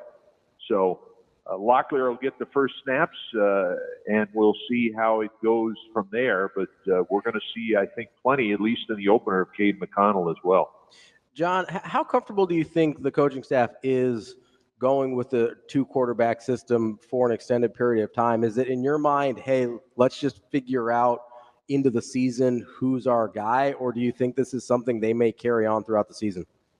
Well, I asked that exact question of Scotty Walden last week, how comfortable he would be with playing 2 quarterbacks. And initially he said if it's something we need to do, it's something we'll do. But eventually he's going to pick the guy. My next question was, would you expect to do that over a 12-game period? And he said, absolutely not. So he's going to decide on one of the 2, but he does feel that over the course of a season, and particularly the way the sport is now, is that you need more than one quarterback. Very rarely can you get through a 12 or 13-game schedule playing just one individual at that most vital position. Jon, it's interesting. I'll be on the call tomorrow for the radio network and just doing homework. How important is it, do you think, that Nebraska fans understand, and maybe for the strength of UTEP tomorrow, that we remember that JJ is a guy that has over 230 carries and 1,300 yards. We hear a ton about pace and space, but he's a good running back. Well, he sure is. And, some would say, will he be able to make the transition to the FBS level, having attained those 1,300 yards at FCS Austin P? I think the one thing for him, and most every one of the skill guys that they brought with them from Austin P in the FCS level, is they can all run. Mm-hmm. They all have great speed. And generally, I think that's something that translates. If you have success at a lower level and you can run, I think you can pretty much play anywhere. Jon, if you're looking at how this could play out for UTEP, what do you think their ideal scenario is in terms of style of play and kind of pace throughout the game? I know we talk a lot about them wanting to speed things up. Like, how do you think that looks if things are going well for UTEP? Well, obviously they're scoring. I think if you're going to play fast, you've got to score points, because if you don't, your defense is probably going to be out there a little bit more than it'd rather be. So I think the Miners have to get off to a good start. And obviously, if they're going to play at the tempo they want to play at, they've got to come out of it with points. So I'm not sure. I think that the style and tempo that UTEP plays is one that's going to cause some issues for some people as you get into the meat of the schedule, because with only a couple of days of real heavy practice to get ready for an opponent of that type, if you don't play the same way, I think it's very, very difficult to emulate what UTEP does. I think Nebraska, obviously, this being the season opening game, I don't think it'll bother the Huskers. They've had months and months and months to get ready for what they'll see from UTEP. But once the schedule really gets underway in earnest, I think what the Miners do can cause some problems for people. Jon, rightfully so, Westmoreland gets a lot of the headlines, but you guys do the single-digit thing at UTEP too, and I can't help but, and I hope I'm not butchering the last name. I better be able to say it right for tomorrow's broadcast, but Tonga wearing a single digit at the nose is very active. He's explosive. How much of what UTEP wants to do to have success tomorrow is not just about Westmoreland, but that defensive front too, just playing that odd front? Right, and it's a veteran group, and they've got some accomplished guys, some guys that have played a lot of football and some environments like Memorial Stadium. So sure, I think UTEP believes defensively they've got to be able to stop the run. They can't allow Nebraska to be physical against them, particularly in the running game. And if they're able to at least slow the Huskers down a little bit, they think maybe that'll give them a chance. We're talking with Jon Teicher. He's the play-by-play voice for UTEP football. Jon, as you've done your prep for this Nebraska game, where have you seen some areas that you think could be problematic for UTEP that Nebraska can do?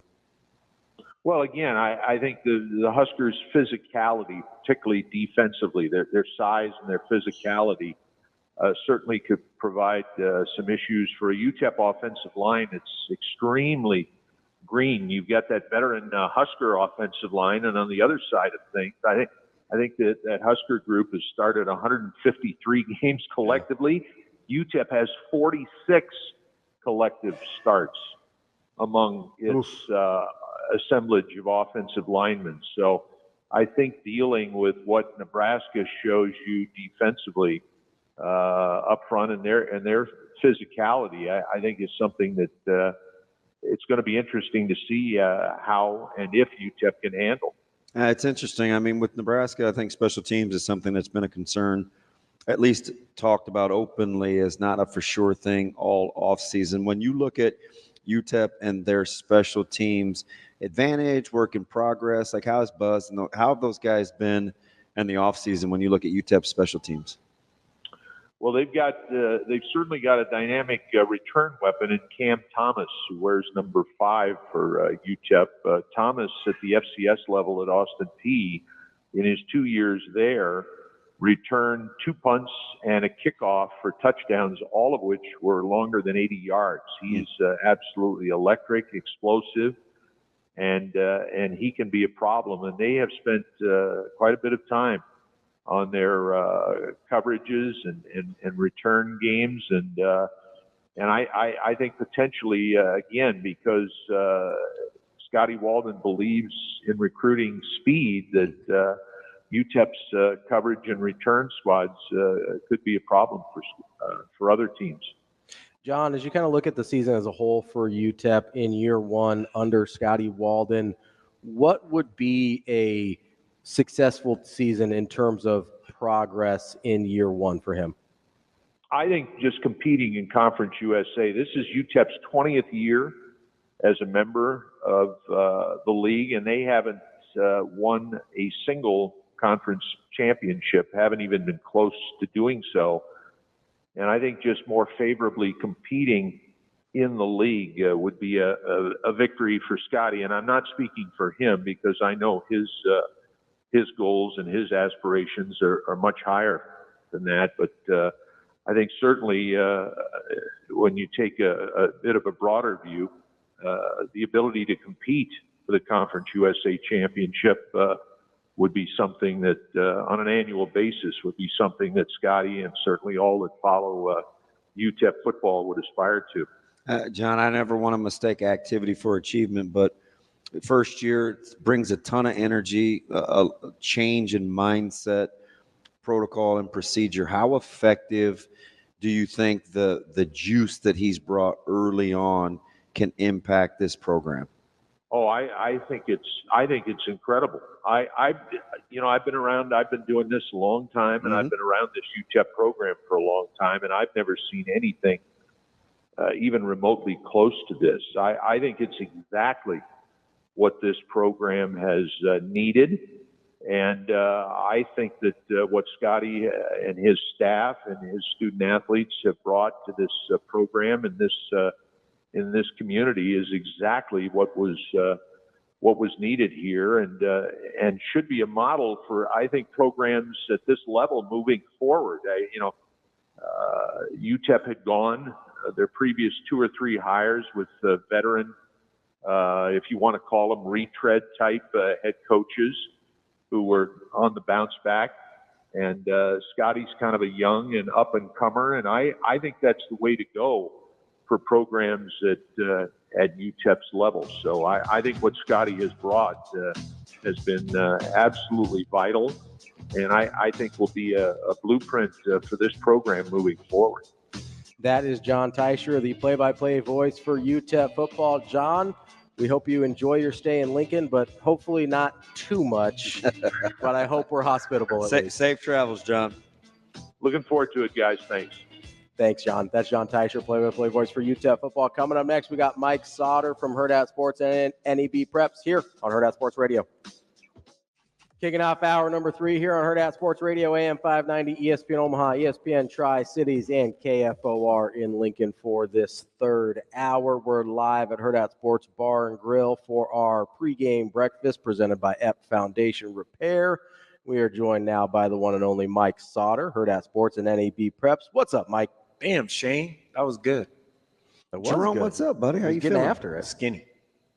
No, I know. No, I'm going with meth. That's what I'm going with. I mean, seriously. You might have to get some of this breakfast we got going around here. You look like you're. She came over and asked, and I was like, "Nah, I What you? No, I know what you thought. I'm a usual boss here. No Lucky Charms here, so you can't eat. I had Lucky Charms this morning. Did you? WWWD. That's what he thought. What would Walter White do? Oh. I think you forgot one. You got an extra W in there. What would Walter White do? I had. If you put a hat on and start calling you Heisenberg. I had the biggest 12-year-old breakfast you've ever seen this morning. There you do. Lucky Charms. I had. Did you know that they make cinnamon toast crunch like breakfast bar treat things? Yeah. So I had one of those. Those aren't very good. Wait, so you had he had sugar. You had cereal and then a cereal bar? Yeah. Wait, And Oh, my I had, God. you know, those little bites muffins? Wow. Zoe eats those. Yeah, exactly. I had a package of those too. Ryan, what did I text you when you said he was skinny? What did I text you? He eats like a child. What did we just hear? Well, see. Lucky Charms, Cinnamon Toast Crunch Bar, and Little Debbie Hey, little muffin full bites. disclosure, RP, that's the difference between me and him. He puts you on blast. Yeah, I would never. I had He just like low key gave him up. sorry. It's all What right. does he care? And experience. I'll probably have a Nick Saban snack a little later today. What is that? Oh, milk cream pies. Exactly. Yeah. Ooh, those are good. Got a box of them too. You got a Had box. one yesterday. Like, didn't I tell you about the time he had like 17 things on his grocery list and he spent like $34? Yeah, none of them were for anyone in his family except for himself. It was incredible. There were like a list of 17 things for like $34. Yeah, man. I had 53 cents in the fuel whatever Rewards? the other day. Yeah. That's incredible. 53 cents. I was pretty happy about 33. Yeah. I got gas for like $2.18 the other day. Incredible. Feeling good? Feel great about that. Save some money. How were you feeling last night out at little weather delay? A little hot. It was muggy at first. Yeah, a little hot. No, it Cooled was off fine. later. Yeah. It was all right. The weird part is they moved the game up when if they would have just kept it at 7, it would have been fine. Probably. Hard to tell though. Hard to tell. Yeah. Especially what the forecast looked like earlier. It seemed like that was the right thing to Yeah. do. I mean, there's some valid points to that, but even when I picked up food late, it was raining. Yeah. Yeah. I mean, it would. So I don't know if I want to play in that. Yeah. I'm playing rain. Yeah, you could tell it was definitely the opener Soft. though. It's going to rain. You can definitely tell it was the opener last night. Yeah. There was sloppy. 23 total penalties, Yeah, that's a lot. That's too many. and one team, not the team in blue and white, only had 50 yards in penalties. 50 something. No, you had more than that. The team in blue and white was the team that had only 53 yards. Yeah, He the team. said they had 13 for 145. Yeah. We did. That's a lot. Insane. It's a lot of penalties. Still got the W though. Yeah, no problem. Still got I mean, the dub. we earned probably about 8 or 9 of those. Some of them are like you can't. You just I can't just- talk after the play type of stuff. Well, the funny thing is like people should know that by now. 13 didn't say a word. But it was. I felt like I'm not mad at that one because we could have easily been flagged on the first one because the second man usually gets caught, and Quentin was the one that couldn't keep his hands to himself. Right. So I felt like that one broke even. I thought the PIs were ridiculous. So The one in the end zone. Oh. Was a little aggressive. hey, we kept watching it. It's like what are we doing? Yeah. You know, and it's hard enough to stop Darian. He But had a that good game. no, he's good. That Really good. catch Darian and Jones is good. he our sideline guy was fantastic. Like, you know, he could keep the peace. Mhm. He's kind of funny and he had a great look at it. And if I was like a photographer, I would have taken a snapshot of how he went down to go get that look. I mean, he looked at he's on about the 4. He looked at it the whole way, never wavered. He's like, touchdown. That's it. It was a heck of a catch. Now we were pissed that they had the first thing. I mean, but you know, that's where you got to get your composure and get a stop. Right? But he ran a great. He's good. He's Darian. Yeah. awful thin, really, really long. He'll But get there. he can go get it. His brother was a late guy like that, bloomer guy, where the guy. He's gonna be bigger than Donovan. Yeah, well, he's already taller. Yeah, he's gonna be bigger than. Yeah, he's already taller than Donovan is, and he has that little chip on his shoulder. 100%. So I think that'll only help him. He'll get. You know, He'll be fine. I like Dortch. Yeah, he's tough. Very, Yeah, very. He is. There were some big hits. Yep. last night, Yep. That like, was a big time. very physical game. I looked at a lot of our guys in the locker room and some guys that were sore, very They're gonna be sore. sore today. Yeah. I will say one of them that I did not think was a penalty was a big hit early, where the 3 guys just kind of ran into each other. I don't like. looked So you worse than know it the was. thing that bugs me Like, it about was that kind of is we couldn't even get an explanation. Yeah, I think It just sounded loud. it seemed violent, so they threw a penalty. Number one, It was certainly not targeting, which they didn't call. They said excessive helmet contact or something, which is not a penalty that I'm aware of. like just let me know what happened, right? Because Yeah. the 2 guys ran into to each other. And then there was an Omaha North guy kind of in the middle. And did not get any of that. No, but it was the two West Side guys that ran into each other. But as I have learned, guess what you can't do? Ask questions. Don't go show anybody any video because you will get flagged. Go to your room, sit your little rear end down. That's a 15-yarder. Like, keep the iPad. Nah, it's just not worth it. I mean, yeah, it's fine. What do you get out of it? Yeah, nothing. It's not like nothing. they're changing it. It's not like those guys don't have enough headaches at NSAA. Plus, I like the. I mean, yeah, you don't want to be problematic. No, it ain't personal. It's just a bad call. So I was kind of, as I'm thinking about your guys' game last night, like as a coach, is that, and I know you want to execute better than you did. I know you want to play a little cleaner than you did. But is there any part of you, and maybe this is just me doing the overthinking thing again, but is there any part of you that's like, that's kind of a perfect opener? For Braylon, yes. Yeah, because it was a tough. For us, along the offensive line, no. Well, because there's the reason I ask, and I agree with Braylon, but the reason I ask is, okay, you got the W, which is great.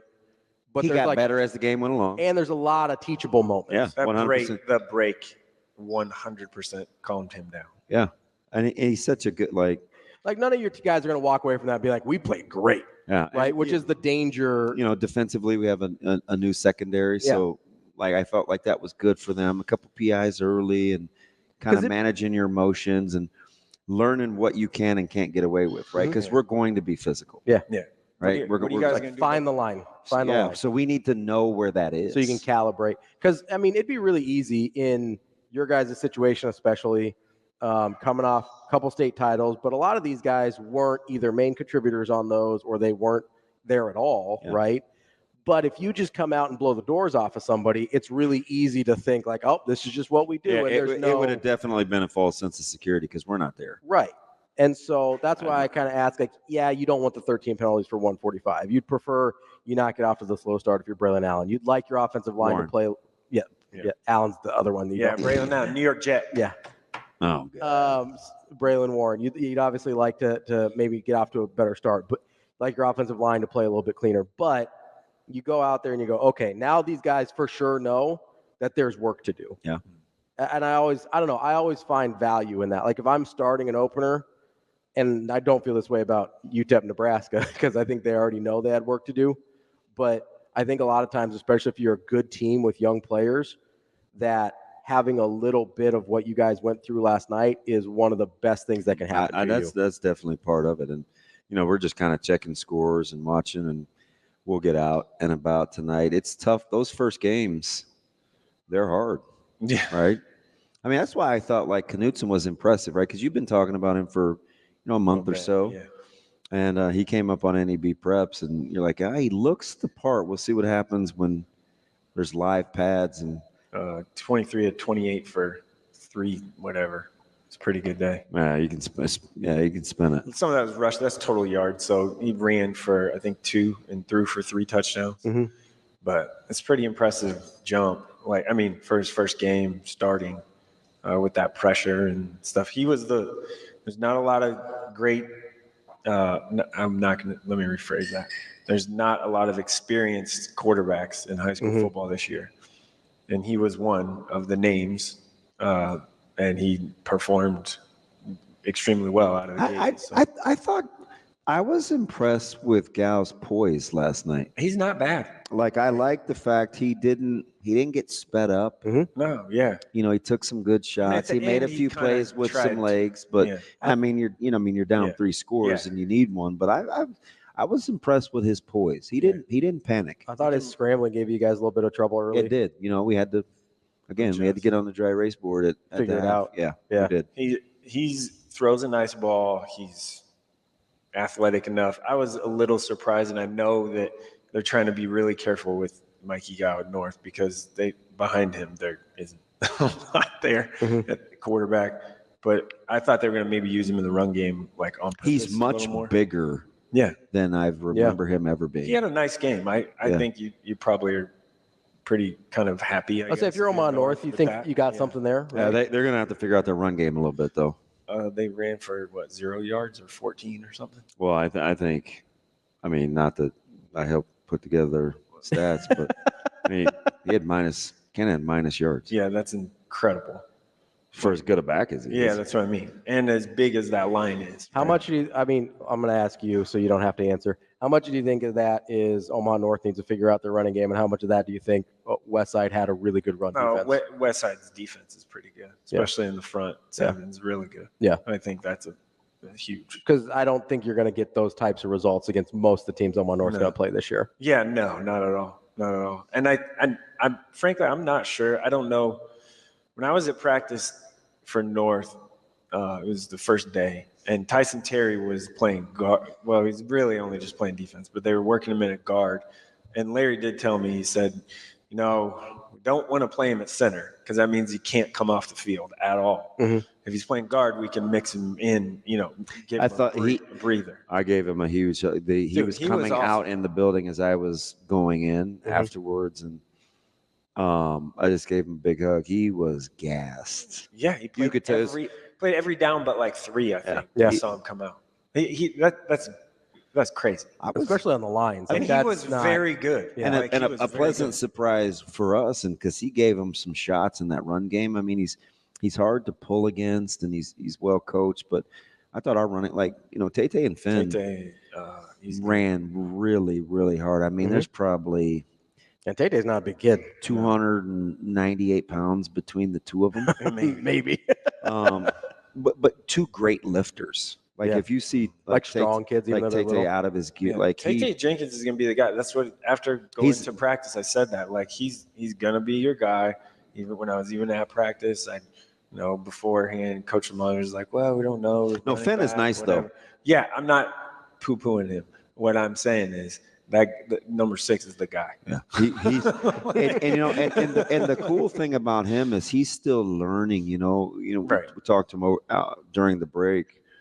Because Coach Cal Bretto does a really, really good job relationally, and I help those guys on offense. So I can just let Cal go, right? He's really good at what he does, and Tay-Tay's talking to him about running, and we're like, hey, don't hope to come out of the back end of some of those runs. Expect to. So you saw the difference in the second half where you better make sure that whistle blows, or he's going to finish the run. One thing that you normally see on week 1 or 2 even is a bunch of cramping, kids just a bunch of cramps. Even in that humidity in that first half, you didn't see any of that. So good on coaches for getting everybody in shape and feeling good and staying hydrated. If you go to a Friday night football game tonight, you're seeing some cramping. What is the weather today? I didn't even pay any attention. It's supposed to be reasonably, pretty reasonable. That's pretty good. Yeah, it's not bad at all. I need the sun to come out a little bit. Hey, who's the big? As long as it's not raining, I need the sun to come out a little bit because I got to get a double cut in today. I was having some discussions with a couple of coaches in the Metro. Who's the bigger team, Central or Bellevue West? They're both on the smaller side, right? Well, up front, Central's bigger. Yeah. Well, just because you put Wayne and Ackerman. But I don't really. I don't. Okay. Defensive, those two are the defensive ends. Yeah. And then big kids. Jerry is not small. He's 300 pounds, but he's 6 foot, right? And then Stephen Owusu, remember him? He was Benson? Yep. If he can get it figured out, right? Because Bell West doesn't have they're not size. Huge. They have some experience, but they're not huge. That'll be that's going to be the factor, right? Yeah. I mean, a big factor and a composure thing is with Central. Can you not get personal foul penalties and the extra, right? Let's not have the extra.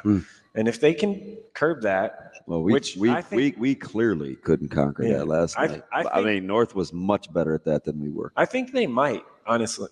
Going to their practice, you said it was pretty buttoned up, right? Very buttoned up and very clean and very crisp and all that. So, it's something that they've clearly worked on. So that game is going to be very interesting. Again, the Bellevue West defense is going to look a little different.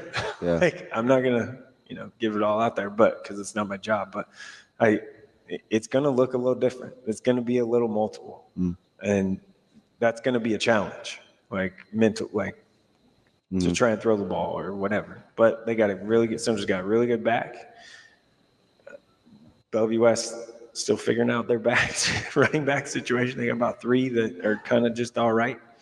You know what's I interesting? think their best with them? running back is going to be Will Anderson, to be honest. For a school that has cranked out some back. fellas Ducker, in the backfield. Bradley. It's interesting to see them not be able to settle in on a guy that can tote it, because it's been such a staple of what they do. There was Richardson. I mean, LJ was pretty good. Yeah. Ducker was fantastic. Jalen Bradley Bradley was ridiculous. I'll never forget the 496-yard rushing game in the semifinals. Believe me, I saw the back of his jersey quite a bit. I'm well aware. Against Millard West. I think he went for about 2 bills and 1/2 in the state championship game. I still have pretty that familiar. Photo. I still have that photo on my phone of him just taking a knee in front of that offensive line. Just think about that for a second. Yeah. It's about 6,500 yards between those last 3 guys there. Yeah. Between Bradley, Ducker, and Richardson. That's pretty good. Yeah. Their line was pretty all right. Not bad. That year was like, here's that photo. You have So when you're looking at tonight, when you're going to because you're at Newman, right? Yeah, Norfolk Catholic Newman. Ground, you're going to see some ground and pound tonight. I think so. What a luxury! What a luxury that is, C2 though, football to be able to just turn around and hand the ball. Yeah. And that game, I'm pretty happy. Well, I think Schaefer's gonna be there with me too. And then we get him next week in Columbus. Team Schaefer. Oh, he's going to Columbus next week. Well, I mean, he's just going home. Watch little Discoverers. And, Booth. I haven't seen him play since I didn't see him last year, so I want to see him, run the ball, play linebacker too. It's just amazing, what a peace of mind that is. I remember when Wahoo kind of had the upset in, was that 19? 19, yeah. And Lubin was getting the ability to. It's just a peace of mind. Mm-hmm. That's what I hope to see in Lincoln tomorrow. Oh yeah, just be able to turn around and hand the ball off. That would be very, very comforting. The Norfolk Catholic deal is. They're always going to be good, but this is like the first year in, I don't know, feels like 8 that they don't have a D1 lineman. Yeah. Right. And they lost their quarterback and they lost a lot, but as long as Jeff Beller's coaching at Norfolk Catholic, I feel pretty good about their chances to win a football game. So that one will be fun. The grass will probably be mowed a little high just because, whatever. Any sneaky ones on the slate for you? Are you going to Elkhorn Southeast? Now that they moved it to tomorrow at 4:30, I'm going to go there for the first half before I go to Wahoo because I'm pretty interested.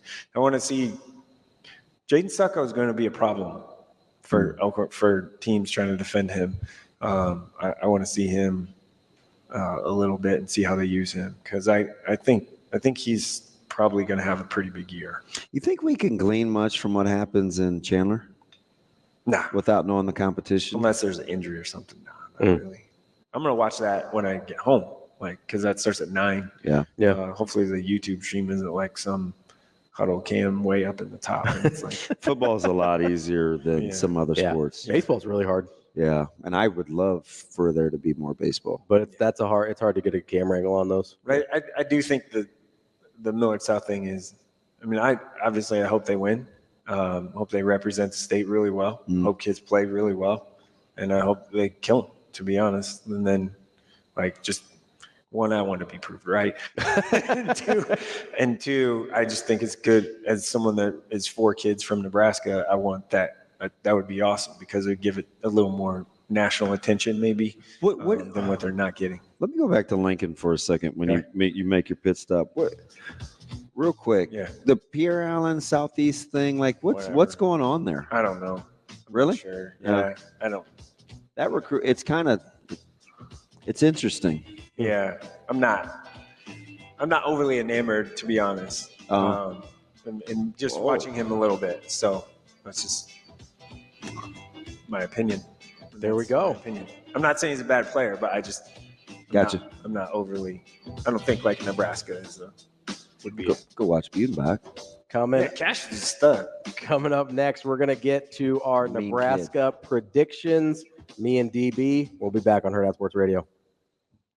Welcome back to Hurrdat Sports Radio, AM 590, ESPN Omaha, ESPN Tri-Cities, KFOR in Lincoln. That's DB. I'm Ravi Lulla here on the Pillar Exterior stage at Hurrdat Sports Bar and Grill. It is time for Bet On It, brought to you by Warhorse Sportsbook.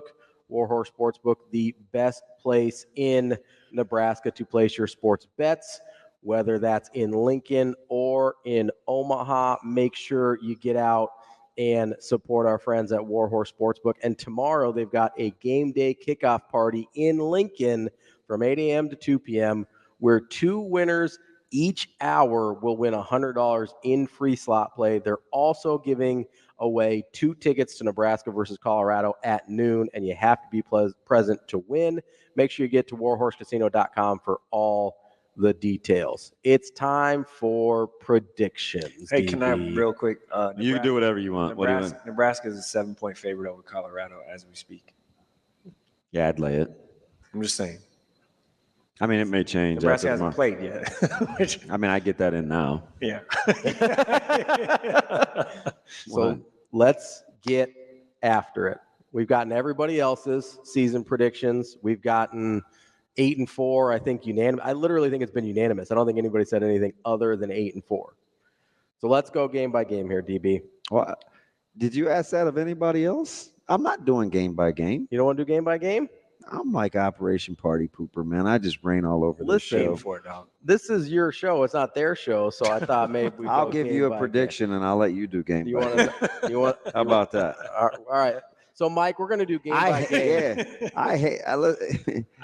You're asking a guy that doesn't even get into schedules fast I forwarding. understand that. It's already a stretch for me to give you a prediction of the record. All right. So me and Mike are going to do schedule real quick. And I'll just at the end. Can I just do like random commentary? Sure, absolutely. Is that cool? yeah. Will you like look at me and give me the No, you do whatever sign you want. when I can go? I'm You not can talk even- whenever you want. Are you sure? Yeah, absolutely. Okay. As long as Shane doesn't take your mic off. Nah, Shane's on my team. Your name's on the show. Nah, it's just Hurrdat Sports. I said nobody's name's on the show. Hurrdat Sports. We get actually. Sasha up here and make predictions. Sasha's got one. Look, she nodded. She's like, "Yeah, I got one for you." All right, let's start. Where are we bowling? Let's start tomorrow with tomorrow. Win. Sautter. How long does it take you to pack, Sasha? Dub. UTEP W. Yeah. All right, Colorado. Dub. UNI. Dub. Illinois. For sure, dub. Ooh, 4-0 At Purdue. Sneaky, but it's going to be a tough one, but that's a dub. All right, 5-0. Purdue may rot. No, I'm just saying 11, sleepy game. Could be cloudy. It is First West road Lafayette, game. and it's their homecoming. Could be cloudy Yep, or it might be raining. packed. I mean, everybody's talking about how 10,000 like people packed. Ryan Walters, like see he can Little do Rock some last night? things. That wasn't great. No. What the? Not great. Is he gonna keep his job? Well, they Pittman? talking about Bobby No. Petrino is like the coach in waiting now because he's the offensive coordinator. That would be wild. You talk about that would be some Arkansas You stuff. talk about landing on your feet. That dude has like 2,000 lives. I would say Petrino's definitely a cat. That dude's got a bunch of lives. Dude.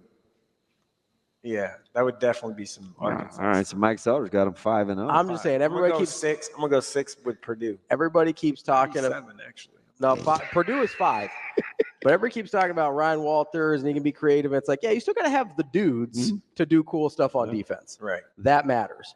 Let's not forget about how many first-round guys they had in that, or how many NFL guys they had in that Illinois secondary when they were super good that year.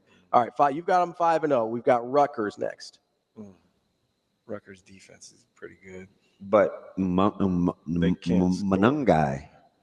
What'd he go? I think he was like 19 for 165 last night. I don't know if they're going to be able to He's a score headache. very much. Let's go with the dub because it's a home game. We got 6-0 Wow. at Indiana. 7-0 Easy. from one Michael Jerome Sautter. Indiana's like at Ohio State. Wow. Coach Signetti's going to be I pissed don't care. at I you. don't know that man. We are not friends. I don't know. Wow. At Ohio State. Ravi was developing a man crush in Indy. Is a loss. Lost at Ohio State. UCLA. Dub, because by then it'll be just unless They're going to come off that 4-game stretch too. At USC. tough one because it'll probably be at 9 p.m. or something. Road game. Road game at USC. I'll give it a loss. All right, so we're at 8-2. Mm-hmm. All right, Wisconsin at home. Because I don't think Wisconsin. dub against Wisconsin and at Iowa. Coin flip. I need a decision here. We're deciding At between Iowa. It's at 6:30 though. Oh, that place is gonna be nuts. between 9-3 and 10-2. That's where you're at right I now. might go 9-4. I think their defense is so good. 9-3, you mean? Or You're between 9-3 and 10-2, depending on what you do with I think Iowa. it'd be a 9. It's gonna be like a field goal thing at the end or something. At Iowa, you're calling it About a 17-14. Mike it an Sautter L. with the first 9-3 prediction Yeah, we've we'll had go on with this that. show. 9-3. Man, you're gonna put me on the spot. Here's where I disagree with Sautter. So, because I've been thinking a lot about the 8-4s, right? That's dangerous. I know it's. You're thinking Well, there's smoke coming out of my ears. It's the whole You're thing. thinking it. I almost said something mean. I'm not going to. what would be different than any other day? I'm always so nice to you. I might be the nicest person in your life. It's possible. Yeah. I've seen how Zoe talks to you. She talks crazy. Right here. Hey, my kid did that to me the other day. She did the whole like in my face, and I was like, "Oh, no, you're not." Where you just kind of low key want to check and see how sturdy their esophagus is. Like we had the two arms on the, we had the two hands on you the put- arms. yeah, and we were you- like, "You're not doing And that." we kind of put your thumb near the larynx and just give it a little press. We're just gonna move right on. No, the one place where I disagree, I do think Nebraska drops one of their first 7. I do. Colorado game is key. I That's a think big- it's Rutgers. I've said that all Rutgers is along. sneaky. I Like, think it's Rutgers. I think that's a tough game against a tough team, and I don't think Nebraska's past the point of dropping one they probably should get. I just hope Rutgers is beat the heck by then because they're already That's they're entirely already possible. Injury Yeah. problems right now. That's No. entirely possible. If they don't have personnel-wise what they plus need the way to, they play kind of lends itself to getting beat needing up. bodies. Yeah, you need some depth if you want to Also, is it put people on a meat an grinder. 11 a.m. versus like with Rutgers? Is it like, oh, it's a Can I Rutgers? do the thing where like when people are on the broadcast they don't pick the game? Like, can I get a? Is that? I'm not asking you to pick the game. Oh, Yeah. I mean, I'm going to pick the game later. no, I'm going 8-4. You're going 8-4? I'm an 8-4 camp guy. So, But and here's the two things I think I'm pretty sure of. okay. They'll get a game in which they're an underdog, and they'll lose a game in which they're a favorite. Like a US. That's where I'm at. And here's why I've surprise. I've moved off of 8-4. I've been 8-4 the whole time, but I was thinking about this, and I've listening to a lot of the stuff that you've said, which is even more dangerous than me thinking, is trying to listen to DB here. But sometimes you can know too much, right? That's the Sure. downside of being around me because I'll tell you things that you may or may not want to know. But there's a big emphasis for me on not putting old stuff on this team, Mhm. and I think that's what I'm doing with 8-4. Because if I'm being honest, You're a 9-3 guy. I don't think there's 4 losses on I know. here. I like. I don't, I mean, I could see it. because I agree with you. I think they're going to get one they shouldn't. If I'm being honest, if I didn't think I know what your trepidation is you're pitting their past against them because Yeah. when you look at the schedule, you have to convince yourself. I have to convince myself of 3, to be honest with you. Oh, careful now. But I do think I agree with you. I think they're going to drop one they shouldn't. That's Rutgers for me. But I think they're going to get one they aren't supposed to. I'm gonna tell you a tricky game. I think you're overlooking. Which one? UCLA. I don't think That's UCLA is why I good. hesitated a little bit. I but think I don't UCLA think He they're ain't very having it either. He's like, man, I think UCLA is going to be bad this year. I'm curious. Adam McClintock agrees with me, but it's really hard when you're switching staffs, right? When you've got new people, and good. System change. system change the whole thing. Not really. I don't think You Well, think they're going to be play pretty similar to how they did they're not last gonna year? play with as Bieniemy and Foster. I mean, not it won't be tempo, but they'll run the They're just football. gonna run. Yeah. Yeah, No. yeah. Yeah. They're gonna. I just run, don't but think they're very tempo good. piece. I just don't think they're going to be very good. So I'm Body not, type. especially if that was at UCLA, maybe road games are always tougher, especially in conference. But at Lincoln, I think that's a W. It's in November. I don't think that's going to be a fun game for UCLA. That to me, that's a game I'm not worried about. And I think they go out and beat USC. That's the one that I think they go get. I think they go out and beat USC. I have this fear By that then, USC USC is could going to be kinda pretty good. Yeah, but by then, if things aren't going very well. Defensive. I'm praying LSU blows their doors off, but You think it's going the other way? I actually think USC Well, wins LSU's outright. not going out there for a party. If you didn't see that, LSU we're better going out there for. LSU better figure out how to get stops. We're going out there for a fight. SC You see is that line? explosive. I've got 9-3. Yeah, I saw him on TikTok. Yeah. I saw him. I've got 9-3. Jerome, what's your prediction for tomorrow? Oh, easily. 38-10. Yeah, something easy. 42-6. Yeah. Ooh, that would be nice because I don't want to see him give up a touchdown. 42-6. That's my number. That's Bet On It, brought to you by Warhorse Sportsbook. Matt Vrzal coming up next. Wrapping up the show here on a Friday and for the week on Hurrdat Sports Radio. I want to thank everybody for coming out to the live breakfast this morning presented by our friends at EP Foundation Repair. And I know it's football season, but Omaha still is a soccer city. Make sure you get out to unionomaha.com to get tickets to their upcoming match. September 7th is Hometown Heroes Night presented by Woodman Life, where the first 1,200 fans will receive a Steven Dos Santos bobblehead, courtesy of Nebraska State Soccer. All that at unionomaha.com. Joining us now is our guy, Matt Vrzal, former Husker, owner of Paisans Pizzeria. What's up, Verz? What's up, boys? Matthew Aloysius Vrzal. How we doing? Damon, George Jefferson Benning. How are you? George. Hey, man. Moving on up. That's a good one. Yeah. He is a lot like you. Yeah. He thinks he's right about everything and just gets real pissed off all the time. Says the guy that went an hour and 30 minutes without speaking to me the other day. Do we really have to cover this? No, but I'm just saying, like, you could have easily just said hello and kept it pushing. Did you not see the amount of people we had in? Yeah, but That were like, guess what? You don't have to come anywhere near me or stop working to say hello. You gave me the peace sign. yeah, I don't know what else you want. Hello? If I was Tyreek Hill and did that to you, you'd been fine. He'd have fined you. Man, a penalty. Wow. Wow. Hey, if you're George Jefferson, I will. Next time you're in, Damon, I will do a cartwheel over to your table. Hey, and can you do a cartwheel? acknowledge you. Can you get this on video? Because I'd like to see Vrzal try and do a cartwheel. hey, how's Hey, Mikey.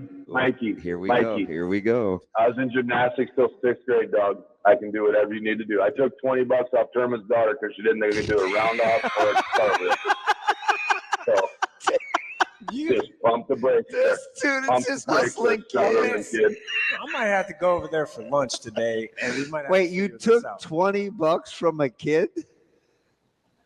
Well, she's a crazy good gymnast, right? Oh yeah, she's elite. Yeah. And so she was doing cartwheels down the yard line.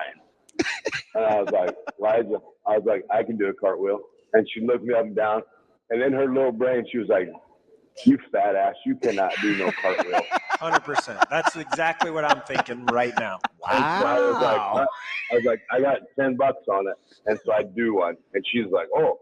She looks at me and she goes, do a round off. And I'm like, bet. You want to go double or nothing? She's like, sure. So I bust one of those out. And then she looks at me and she goes, round off back handspring. And I was like, nope, ain't doing that one. Shoot, good thing mom's got a good job. She probably found that in the seat cushion. I didn't make her pay me. I just more having breakfast, right? See, he does that. He bet me during state basketball, and he's like, nah, we'll figure it out later. And I was like, I got it right here, man. He's like, no, we're good. I'm just trying That's like winning. Hey, speaking of which, man, the first thing you're looking for tomorrow is what? The ground game? Mike, Nebraska, you want Nebraska to be able to run the football tomorrow, right? You just movement. Like if the line of scrimmage moves a yard, 2 yards in Nebraska's direction, whichever side of the ball they're on, I'm good with that. Because that means your running back isn't making moves in the backfield and your linebackers are free to run to the ball. I think if you control those two things and you're not getting pushed backwards on either of them, you're in good shape. Verz, outside of the movement, is there anything, let's say on the defensive side of the ball, that you're going to be keeping an eye on in particular? I'm pretty high on that defensive line, but Theirs or ours? Nebraska's. Oh. Are there some indicators on defense that you're keeping an eye on? I was so impressed with the strides that they made last year. Like a lot of the things that I worry about on a defense, like tackling and those kind of things. You'd like to see them get more turnovers, which is, I'm sure that's something they'll address. I don't really have a lot of concerns because their defensive line now has depth. And in the past, I watch those games. I'm like, man, I feel bad for Huntmacher and Robinson.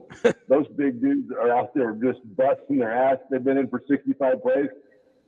God bless them. They're trying to keep the corner, but sometimes the big body just runs out of juice and you can't quite get there. So to have them fresh for a full game is going to be exciting to see, and have a backup that can go in. You don't have to worry about anything. Production's not going to drop off. So that's going to be cool to see them fresh late in a game where they can maybe, make a big sack or knock down a pass or something. So I think the sky's the limit for that defensive front at Nebraska. Let's say we're not operating in best case scenario and they turn teams or they take the ball away more and they're as good against the run and they're getting off the field on third down. You've been on the sidelines a ton. You watched a lot of football. If you could only get better in one area in your Nebraska's defense, would you get your butt off the field on third down or would you take the ball away more? I still think the offense is going to have a little look and see. Like I would love to say that I would go with the turnover thing so I get more opportunity to score, but I don't know what that's going to look like because we have a true freshman quarterback. So I'm going to say getting off the field on third down. I thought you saw it last night with Colorado. They had a big turnover and they were able to 3-and-out North Dakota State, which I won money on, so I don't really care. But that was a big thing. That was if NDSU gets that and walks it, you start to doubt some things on that. So I thought that was a big step up by their defense in that game. Well, on the other side of it too, you saw NDSU on a couple key third down situations not be able to get off the field. That really kind of changed the tide for Colorado when I think they were in a little bit of deep water there for a while. And I only asked the question. Are you guys sponsored by any casinos? Warhorse. Okay, so we need to get to your people at Warhorse because I went over there and I got an account and all that stuff. We need to have a scanner that as I drive by or I'm over at Militant Golf Balls, I can just stick my arm out the car and it will scan that code. It's like when you go to Costco, you got to scan your card now. I think thank you. You could get like an implant in your arm. I'm in here hammering bets. I'm like, God, this is awesome. I'm going to make so much money. I'm going to be rich.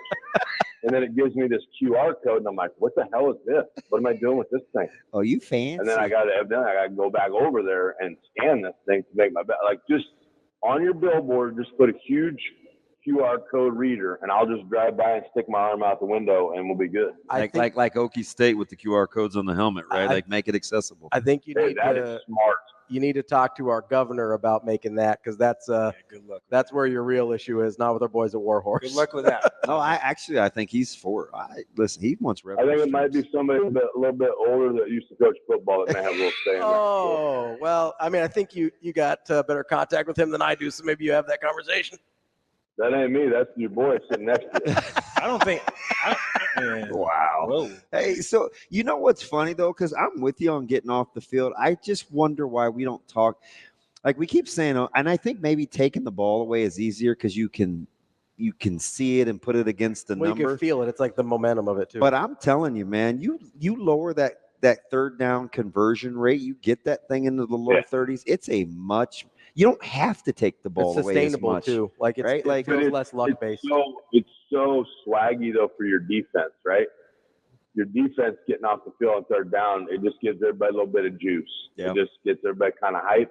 And if you got some playmakers back in the punt return game, then you're like, okay, we're going to get a playmaker chance to get the ball.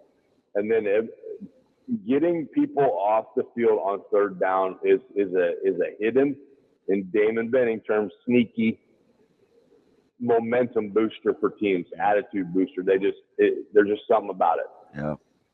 Yeah. Verz, I know, I don't know if you're like DB here and you don't like getting into prediction season at all, but I'm going to ask you anyway. Do you have a record prediction? I gave a record. You want me to go game by game? I think there's so much out there yet. I would just say I'm going to be the buzzkill. I'm going to say 7, but I think I would like to caveat where that number I would have the chance to move it after, you get to see something. Well, I know that's blasphemous in the state, but I think Vegas has it perfect. Vegas is going to make money on both sides. They got it at 7.5, and I think they're right. I mean, I think you're going to get a boatload of Nebraska people who are going to hammer that over, and you're going to get a boatload of national people that hammer the under. So, what could you see tomorrow that would make you think, hey, yeah, I think maybe higher? Clean sheet offensively, meaning no false starts, no turnovers. That'd be something. That would be unbelievable. And then defensively, just a group that just flies around to the ball. These are good games where you can kind of get some of the butterflies out. You're going to have a young quarterback. He's probably more mature than most quarterbacks, but he's going to fly around. Not fly around. He's going to make sure that he kind of dictates how this offense gets run. And so I hope we get to see a lot of his skill set. And there's no need. We're not to the point where we can hold things back, in quotes. We just need to go out and play and find some stuff that works. Satterfeld getting in a rhythm. I thought at times last year his play calling was very unrhythmic. So if he gets in a rhythm, play calling, that's kind of something I'd be watching for too. You going to Moylan tonight? I'm going to stop over there, yeah. Yep. Are you going? No, I'll be in Newman, Norfolk, California. Oh man. Yeah. That's a pretty good one out of the game. How'd that go last night, DB? It was okay. I mean, we got a dub, so I'm happy, but I mean, we got a lot to work on. Yeah. Win and move on, right? Yep. Yes, sir. Hey, how's the foil game? It'll be here on Tuesday. Okay. Keep me in the loop. Dang, that just got deflated. That's our guy, Matt Vrzal. Verz, we appreciate it as always. Have a good weekend. See you, boys. Thanks, Matty. Thanks, everybody, for coming out to Hurrdat Sports Bar for the live breakfast. We will be back September 20th before the Illinois game. That's DB. I'm Ravi, Lulla. Sautter hanging out with us as well. We will see you next week.